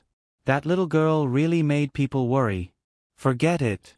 Fortunately, Cho Yun is looking after her at school. If she causes trouble, Qin Wan will help her clean up. That's good. As long as you two are safe. Oh, by the way, Tell Guagua that when she's on vacation, I'll take her wherever she wants to go. Tell her to be good at school. I'll take good care of her. Cho Yun, you, take care of yourself. When I heard Guagua talking to Sister Shuang on the phone, it seemed that you were busy with something. Rest more often and pay attention to your safety. I will. You too. Su Yun, there's no clear news about Green Ghost's life or death. You also have to be careful.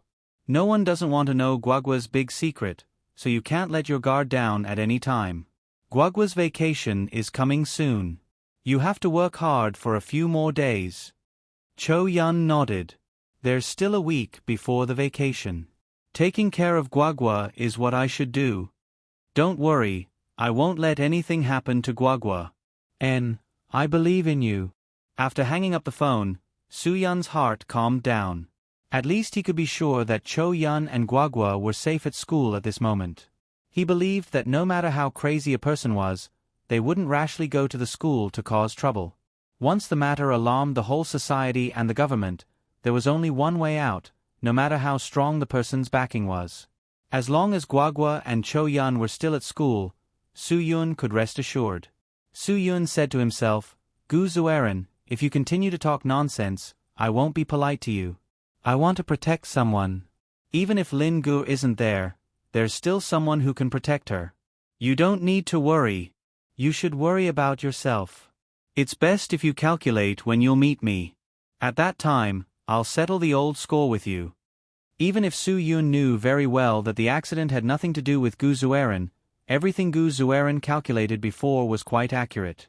All the mistakes were the mistakes of the high-ranking police officers who suddenly betrayed them. If they weren't betrayed, Su Yun and the others would definitely be singing a song of victory.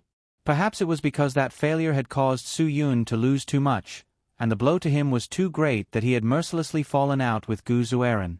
He and Gu Zueran hadn't seen each other for more than a year.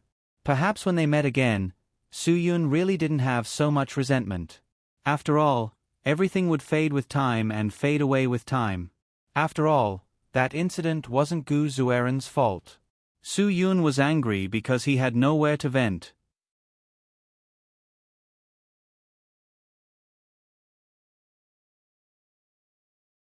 Chapter 545. Lin Gu was the first to arrive in Yanjing. He was very lucky. After hanging up the phone, he booked a plane ticket on his phone as soon as possible. It took him 15 minutes to get to the airport, just in time to get on the plane and leave. Therefore, compared to other people who drove all the way to Yanjing, Lin Ji's trip could be said to be as smooth as it could be. Su Yun didn't ask them to gather at Lin Shuero's house.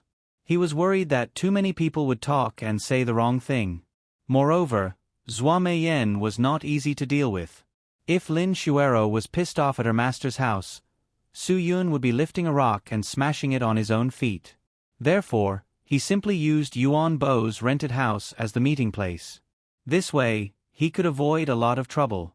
Su Yun didn't expect Lin Gu to come so early, so he went to say goodbye to Lin Shuero. He had already left without saying goodbye once, so Su Yun didn't want to do it again. Even if he couldn't give Lin Shuero the future she wanted, he didn't want to hurt a girl who was absolutely infatuated with him over and over again. Therefore, when Lin Gu came to Yuan Bo's house according to the planned location, Yuan Bo didn't know anything about Su Yun's arrangements. Lin Gu knocked on the door. Facing this person who was faintly exuding a bestial aura, he unconsciously put his whole body on guard. When Yuan Bo saw Lin Gu, who was tense and exuding a faint murderous aura, he naturally raised his guard. The faint murderous aura between the two collided with each other and became stronger and stronger. It wasn't their fault. It was Su Yun's fault for not making things clear. After all, Yuan Bo was very cautious now. He had just dealt with the two guys who had been monitoring his every move last night. Today, a stranger suddenly appeared. Of course, he would think that Su Yun was here to cause trouble for him. "Who are you looking for?" Yuan Bo stared at Lin Gu without blinking. As long as Lin Gu dared to do anything offensive, the hand behind his back would not hesitate to stab the sharp knife hidden at his waist into his chest. Lin Gu was also very cautious. He confirmed the house number again and confirmed that the address was correct. He believed that Su Yun was a cautious person and would not make such a low-level mistake. The address was definitely correct, so he was very sure that he did not find the wrong place. Su Yun had asked him to come because he needed his help. After he came here, he found a half-human, half-beast guy. Of course, he would be suspicious. "Who are you?" Lin Ge had no intention of avoiding Yuan Bo's gaze at all. His hand in his pocket was ready to stab the sharp dagger in his hand into the center of Yuan Bo's throat at any time without hesitation. Although neither of them made a move, they were already at each other's throats. As long as one of them had any subtle reaction first, the other would immediately respond. After that, the two of them did not speak. At this time, the slightest movement could cause the two of them to fight to the death. Time passed by, and the two of them were separated by a door, but neither of them was willing to open their mouths and make any concessions. Because neither of them had figured out the other's strength in the dark, neither of them dared to make a move rashly. In a fight between experts, a single mistake could mean eternal damnation. No one wanted to lose at this most critical moment. Suddenly, the elevator ropes rang. Both of them muttered in their hearts. Both of them were worried that the elevator would suddenly stop on this floor, and then the other's helper would come out. However, things were so coincidental that the elevator did stop on this floor. The moment the elevator door opened, Lin Ge finally reacted. He quickly withdrew his body so that he would not fall into a situation where he was attacked from both sides. Yuan Bo was also shocked by Lin Ge's reaction. He was worried that the other's helper would come out of the elevator, so he no longer hesitated to take out the Beast Slayer wrist knife from his back. The elevator door opened, and the two brothers with obvious birthmarks on their faces walked out of the elevator in shock and surprise. Blue-faced Beast Zhang Wuning, Ghostface Azura Zhang Yongliang. Lin Ge looked at the two in surprise. Although he had never seen them before, he could recognize them at a glance. The two looked so similar and were so ugly.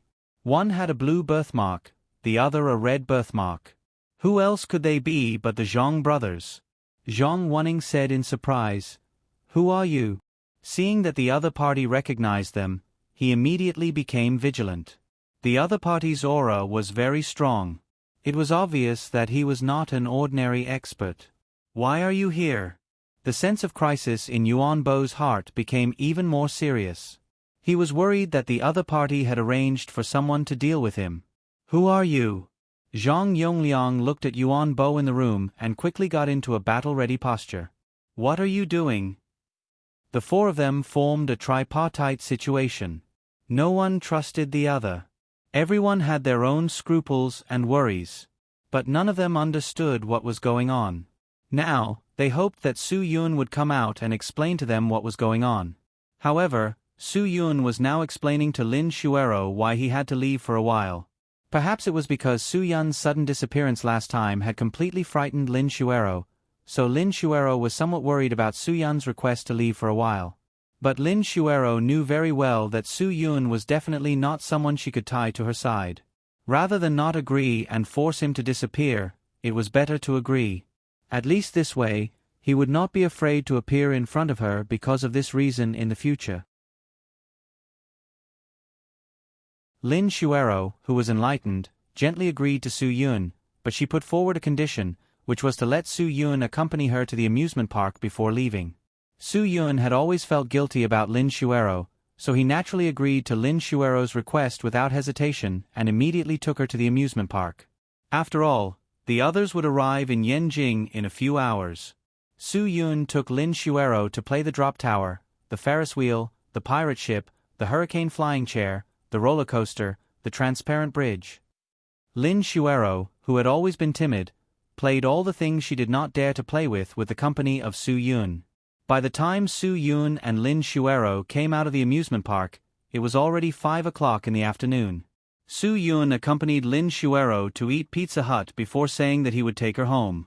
Lin Xuero knew that she had received enough, so she politely refused Su Yun's request to take her home and left first on the pretext of going to the bathroom. Su Yun, who was still waiting for Lin Xuero to come out, was interrupted by a chubby little boy. "Uncle, there is a beautiful sister who asked me to give this to you. F***CK, am I so old? Su Yun smiled bitterly, took the note from the chubby boy, and gently pinched the little guy's face. Little fatty, thank you. Just after the little fatty left, Su Yun opened the note and saw a line of delicate handwriting. Let's play a game, okay? The person who suddenly disappeared last time was you, but this time it is me. But I won't disappear to the point where you can't find me. When you are free, remember me and come to see me. The next line was a beautiful signature, Lin Shuero. Su Yun smiled, put away the note, got up and quickly left the pizza shop without looking back. When Su Yun arrived at Yuan Bo's place, he was completely shocked by the mess in the room. It was a complete mess. The table and sofa had all collapsed, but that was not a big deal. Even the chandelier on the ceiling was broken. It was really shocking. There were 8 people in the room that could still be seated. Zhuo Meiyan looked at Su Yun with a speechless expression as Su Yun walked into the room. Su Yun also looked at her blankly. In addition to Zhuo Meiyan, Zhuo Yeming and Wang Zhe also looked at Su Yun speechlessly, while Wu Yuandong shrugged helplessly. Opposite the 4 of them, the 2 brothers Zhang Wanning and Zhang Yongliang were both red in the face. One was rubbing his arm, while the other was pinching his neck. It seemed that their movements were too big and sprained them. Next to them, Yuan Bo lowered his head, as if he was very embarrassed to see Su Yun. Lin Ge, who was closest to the door, looked at Su Yun with a silly smile. What the hell are you doing? Su Yun said with his eyes wide open, even if it was an earthquake, it shouldn't be like this, right? Obviously, it was a fight. Zhuo Meiyan was not polite. She said directly, before you let us come, can you inform the owner of this room? Let him know that we're on the same side. Don't let him get into a fight with his own people. This is really infuriating. If I hadn't come, I'm afraid that they would really fight to the death. What happened was really unbelievable. Su Yun did not expect that Lin Ge, who came first, would confront Yuan Bo, and then the Zhang brothers, who came later, broke the deadlock. The 3 parties suddenly started fighting. The whole process was from the outside to the inside, and then from the inside to the outside, turning the whole room upside down. Lin Ge and Yuan Bo were equal in strength, and the Zhang brothers were definitely not to be underestimated when they joined forces. So the 3 parties were evenly matched. Plus, they all had concerns about each other, so they were evenly matched. At this time, Zhuo Meiyan came with her people. Seeing the foul atmosphere here, she was completely stunned. The 3 parties finally stopped fighting and looked at the 4 people who had appeared in a daze. Zhuo Meiyan really suspected that she had come to the wrong place, so she asked, "Is Su Yun here?" As a result, the people of the 3 parties all pointed at her and said, "Su Yun is my brother. Help me deal with them." Now the 3 parties were completely dumbfounded. Lin Ge slapped his forehead and said, "Ouch. How could he forget to mention Su Yun's name after coming here? It actually caused such a big misunderstanding." Yuan Bo also lowered his head in embarrassment. As the host, he actually did not distinguish between friend and foe, and fought with his own people. He really had no face to see others. Zhang Wanning and Zhang Yongliang, the 2 brothers, slumped to the ground with a cry. Fortunately, they were all on the same side. If they were opponents, they were too strong. They really had no confidence to deal with them. Fortunately, they were friends. Fortunately, they were on the same side. After Zhuo Meiyan understood everything, she didn't know whether to laugh or cry at these fellows. They didn't even ask before attacking. Fortunately, she had appeared in time. Otherwise, they might have really killed someone before they would have let the matter rest. It was really a flood rushing against the Dragon King's temple. Their own people smashed the door of their own family. After Su Yun heard this, he really wanted to bang his head against the wall. These guys really embarrassed him.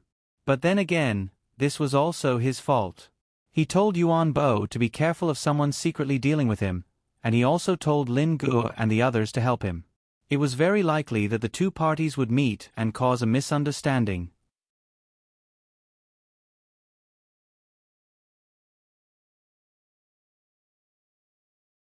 Chapter 546. Su Yun treated everyone to a meal to welcome them, and found a secluded and delicious farmhouse courtyard. This farmhouse courtyard was a proper farmhouse courtyard, and was not one of those farmhouses that sold dog meat under the guise of sheep head for corrupt officials to eat exotic delicacies. Even though Su Yun rarely went out of the army, he still knew Yen Jing like the back of his hand. When ordering, he didn't stand on ceremony with everyone and directly went to the front. There were specialties like fish with dregs and pepper, braised wild duck, enoki mushroom salad with black fungus, and farmhouse stir-fried meat. Finally, he ordered 2 bottles of Nulanshan Erguotu and officially started to eat. Eating wasn't the focus of tonight's dinner. Since Su Yun had called them all over, he naturally had to give them an explanation. During dinner, Su Yun told everyone how he met Yuanbua, how beautiful Yuanbua's home was, and how the Viper expedition destroyed Yuanbua's home and how they killed Yuanbua's people. Zhuo Meiyan slammed her chopsticks on the table. This is too much. Why are there always such despicable people in the world? What right do they have to destroy other people's homes with their power? Yuanbua, even if I don't care about Su Yun's face, I'll still take care of this matter. It was clear that Zhuo Meiyan's manly mannerism had stirred up the Zhang brothers' forthrightness, and they immediately agreed to support her to the end. As for Yuan Bo and the rest of the Paka clan, they would do whatever Su Yun told them to do. They definitely wouldn't have any objections.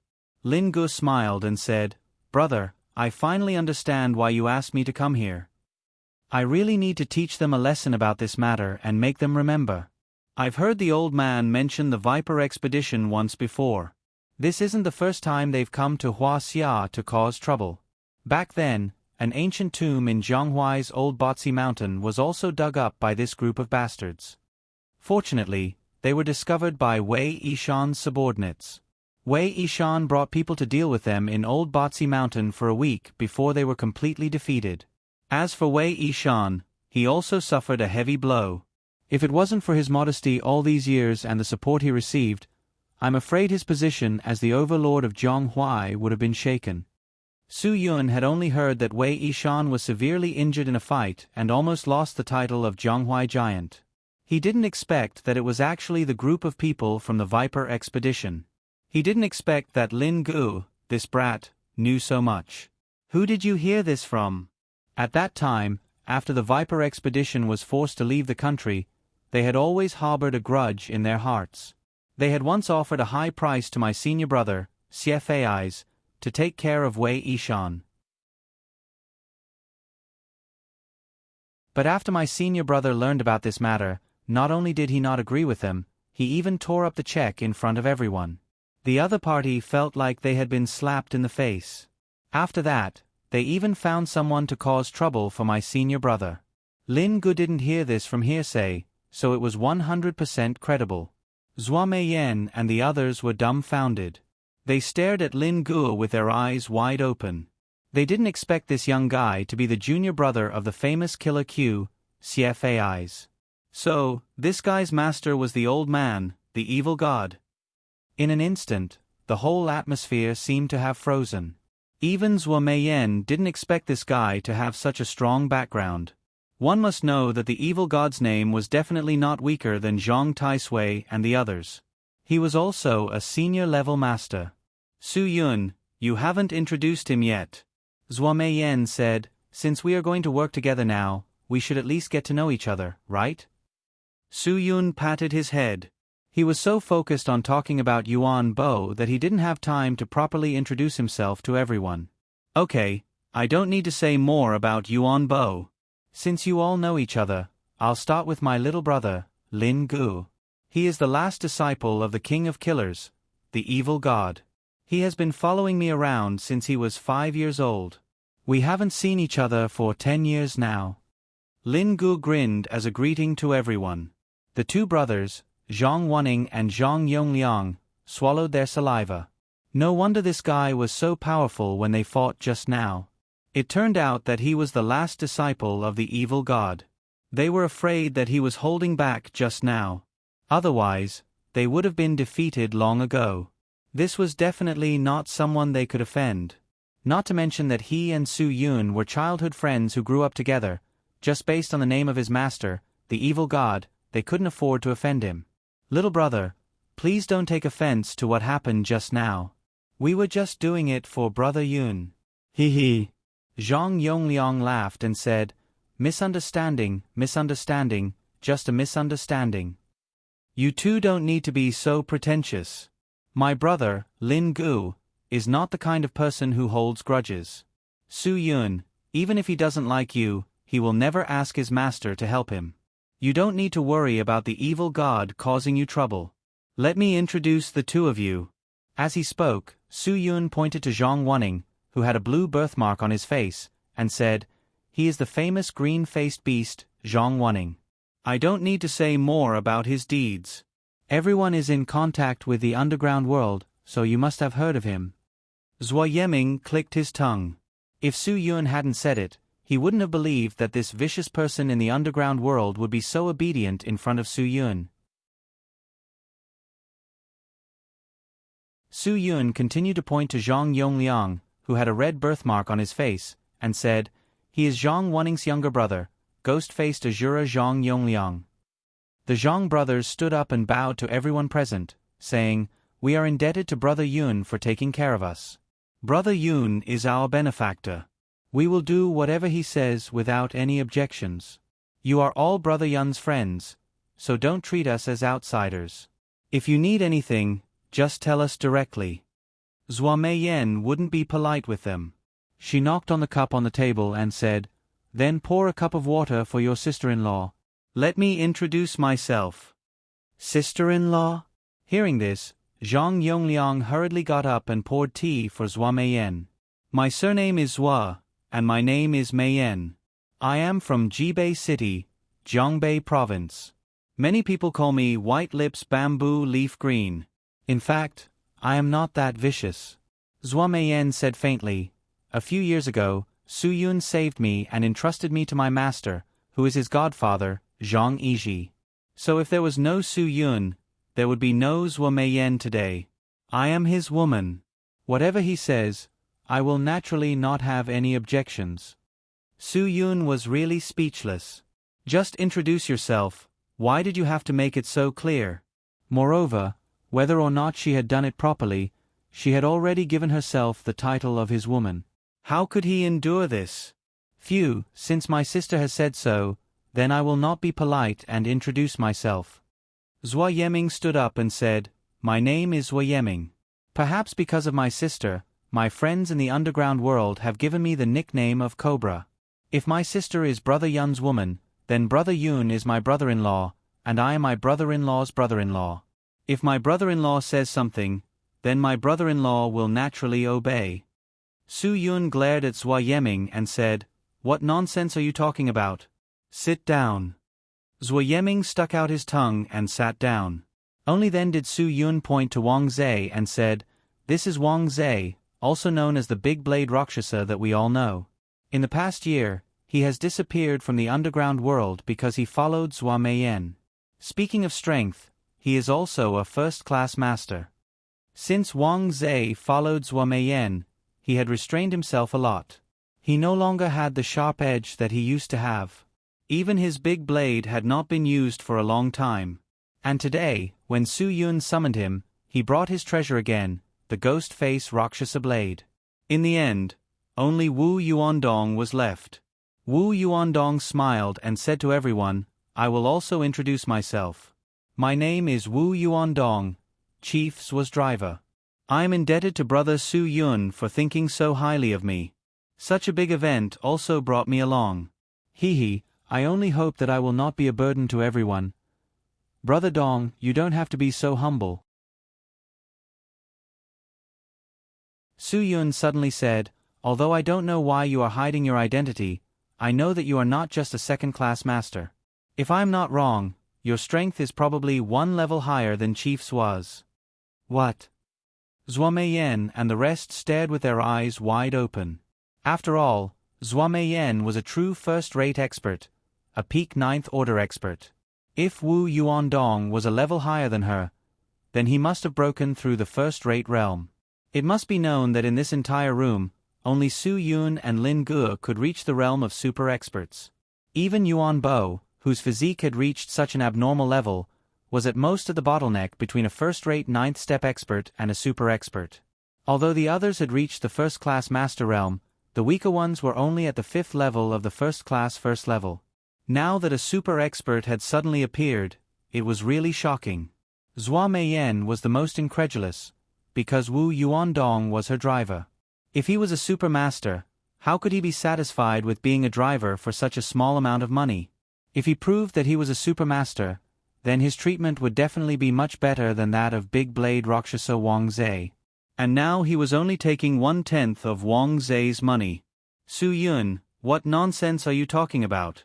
Zhua Meiyan said, Wu Yuandong is my driver. I see him every day. If he is a supermaster, how could I not know? Su Yun nodded and said seriously, you really don't know. Your driver, you spend time with him every day, but you can't see through Brother Dong's strength. Do you think he is a supermaster?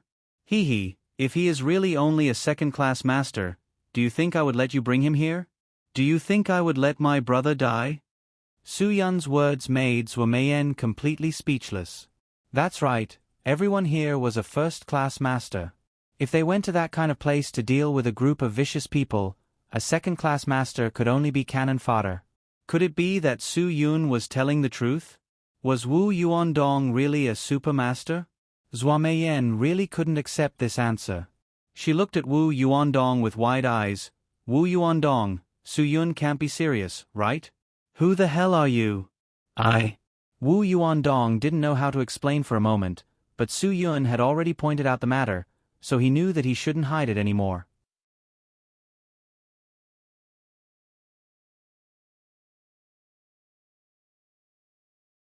Chapter 547. Three Lotus Society. Su Yun's words shocked everyone. This wasn't something that could be casually joked about. The Three Lotus Society was definitely not something that could be casually mentioned. Su Yun wasn't someone who didn't know the gravity of the situation. This news was enough to shock Zhua Meiyan. The name of the Three Lotus Society on Great Bend Island could be said to be extremely famous in the upper-class society and the underground world. In the Three Lotus Association, those who were able to have the lotus symbol tattooed on their body were definitely people who were highly valued by their president. This was something that all the upper echelons of society and the people of the underground world knew. This was also a secret that wasn't really a secret. Because even though everyone knew this, there weren't many people who had actually seen the Three Lotus Society's lotus tattoo. This was also the reason why Su Yun wasn't sure of Wu Yuandong's identity at first. Zhua Meiyan looked at Wu Yuandong in disbelief. Wu Yuandong had the Three Lotus Society's lotus tattoo on his body. Even if she entered the Three Lotus Society, she might not be able to guarantee that her strength would be appreciated by the society's president. Could it be that Wu Yuandong's strength was really above hers? How was this possible? Why would he be willing to serve as a driver for Zhua Meiyan? Brother-in-law, are you sure you didn't make a mistake? Or should I say, your friend didn't make a mistake, right? Zhua Yeming laughed dryly. In his eyes, Wu Yuandong was definitely a soft persimmon, a nice guy.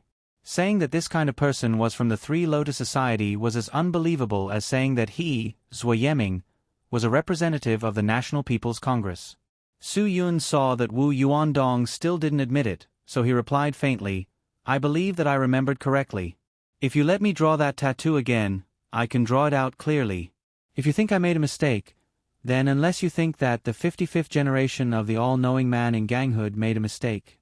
This time, no one doubted that Su Yun had made a mistake. So the friend that Su Yun was talking about was the 55th generation of the all-knowing man in ganghood, Ma Saner. If that was the case, then he definitely didn't make a mistake. He could even recognize the symbol of an unfamiliar organization like the Viper Expedition, so there was no way he would mistake the symbol of the Three Lotus Association. The answer was clear. Wu Yuandong was a member of the Three Lotus Association. Moreover, he was an important figure in the Three Lotus Association. Otherwise, he wouldn't have gotten the lotus tattoo on his body. Now, no one doubted Su Yun's words anymore. Everyone's eyes were focused on Wu Yuandong. However, it was clear from everyone's gazes that everyone was thinking about different things. Zhua Meiyan's gaze towards Wu Yuandong was filled with confusion and bewilderment, while Zhou Yeming's gaze was filled with suspicion and questioning, while Wang Zai's gaze was filled with confusion and astonishment, while the Zhang brothers' gazes were filled with admiration and reverence. Yuan Bo didn't know so much to begin with, so he didn't have much of a reaction. Lin Gu smiled faintly. He didn't know if Su Yun would cause any trouble by directly revealing Wu Yuandong's identity, but it was clear that Su Yun's approach was correct. If Wu Yuandong approached Zhou Meiyan with an ulterior motive, then this time when they entered this world of ice and snow, bringing an unknown person by their side would definitely be a certain amount of risk.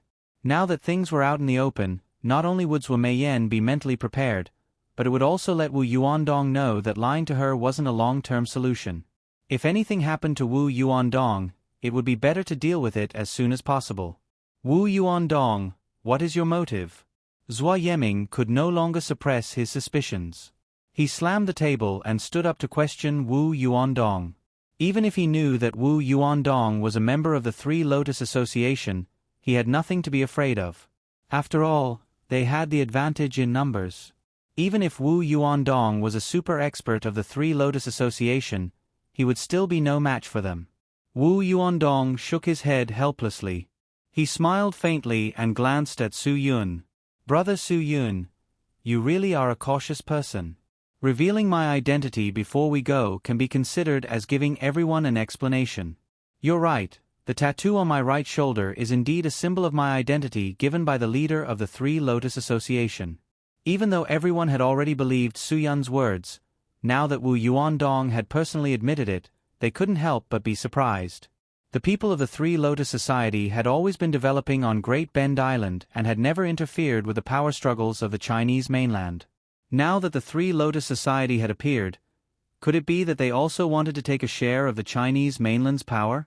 Not only am I a member of the Three Lotus Association, but I'm also the leader of one of the 5 halls under the Three Lotus Association. Wu Yuandong calmly revealed his true identity. The leader of the Clearwater Hall is me.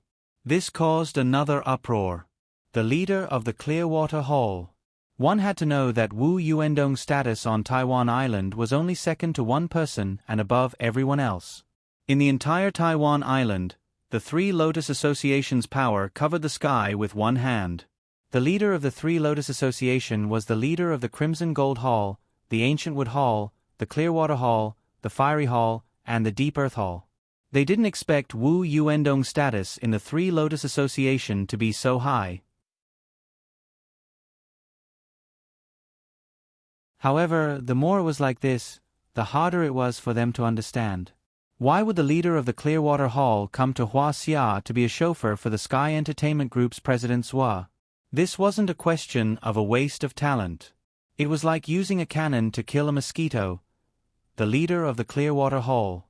Brother Dong, you're not joking with us, right? Wang Zai couldn't help but suck in a breath of cold air. If the fact that Wu Yuandong was a member of the Three Lotus Association surprised him, then the fact that Wu Yuandong was the leader of the Clearwater Hall stunned him. They spent every day together. Wang Zai's identity was a bodyguard. Even if his bodyguard wasn't as strong as his employer, Zhou Meiyan, his status in the Sky Entertainment Group was still not bad. On the other hand, Wu Yuandong was just a chauffeur. In comparison, Wu Yuandong's status was much lower than his. Even if Wang Zai was given 100 cartoonists' imagination, he wouldn't dare imagine that Wu Yuandong was the leader of the Three Lotus Association's Clearwater Hall. Fortunately, the two of them had a good relationship. Wang Zai had always treated Wu Yuandong as a brother. Otherwise, he wouldn't know how to face him now. Wu Yuandong smiled faintly. Since Brother Su Yun has made things so clear, there's no need for me to hide anything. If I don't make my identity clear, I'm afraid he won't dare to take me with you to the northeast. Su Yun believed that Wu Yuandong wouldn't have any ulterior motives even if he was the leader of the Three Lotus Association's Clearwater Hall. If he did, he would have made his move long ago. With his strength, he had a high chance of winning against Zhou Meiyan. As a chauffeur, he had plenty of opportunities to spend time alone with Zhou Meiyan. Based on the fact that Zhou Meiyan had always been safe and sound, Wu Yuandong didn't have any ulterior motives. When Su Yun learned that the lotus tattoo was the symbol of the Three Lotus Association from Ma San'er this morning, he was indeed worried. However, when he thought about how he had interacted with Wu Yuandong before, he couldn't see any ulterior motives. Perhaps he really did have his own difficulties, which was why he was willing to be Zhua Meiyan's chauffeur. However, all of this was just Su Yun's own conjecture. The real reason had to be told by Wu Yuandong himself. Only then would it be true. From the few times that Su Yun had interacted with Wu Yuandong, he was very sure of Wu Yuandong's character. Therefore, Su Yun chose to believe him. If a person didn't even have a basic character, it would be very difficult for them to gain the appreciation of the Three Lotus Association's leader. After all, the Three Lotus Association's leader had a good reputation on Taiwan Island. Winning people over with virtue was an important part of his management of the Three Lotus Association. Therefore, Su Yun also believed in the eyes of the Three Lotus Association's leader.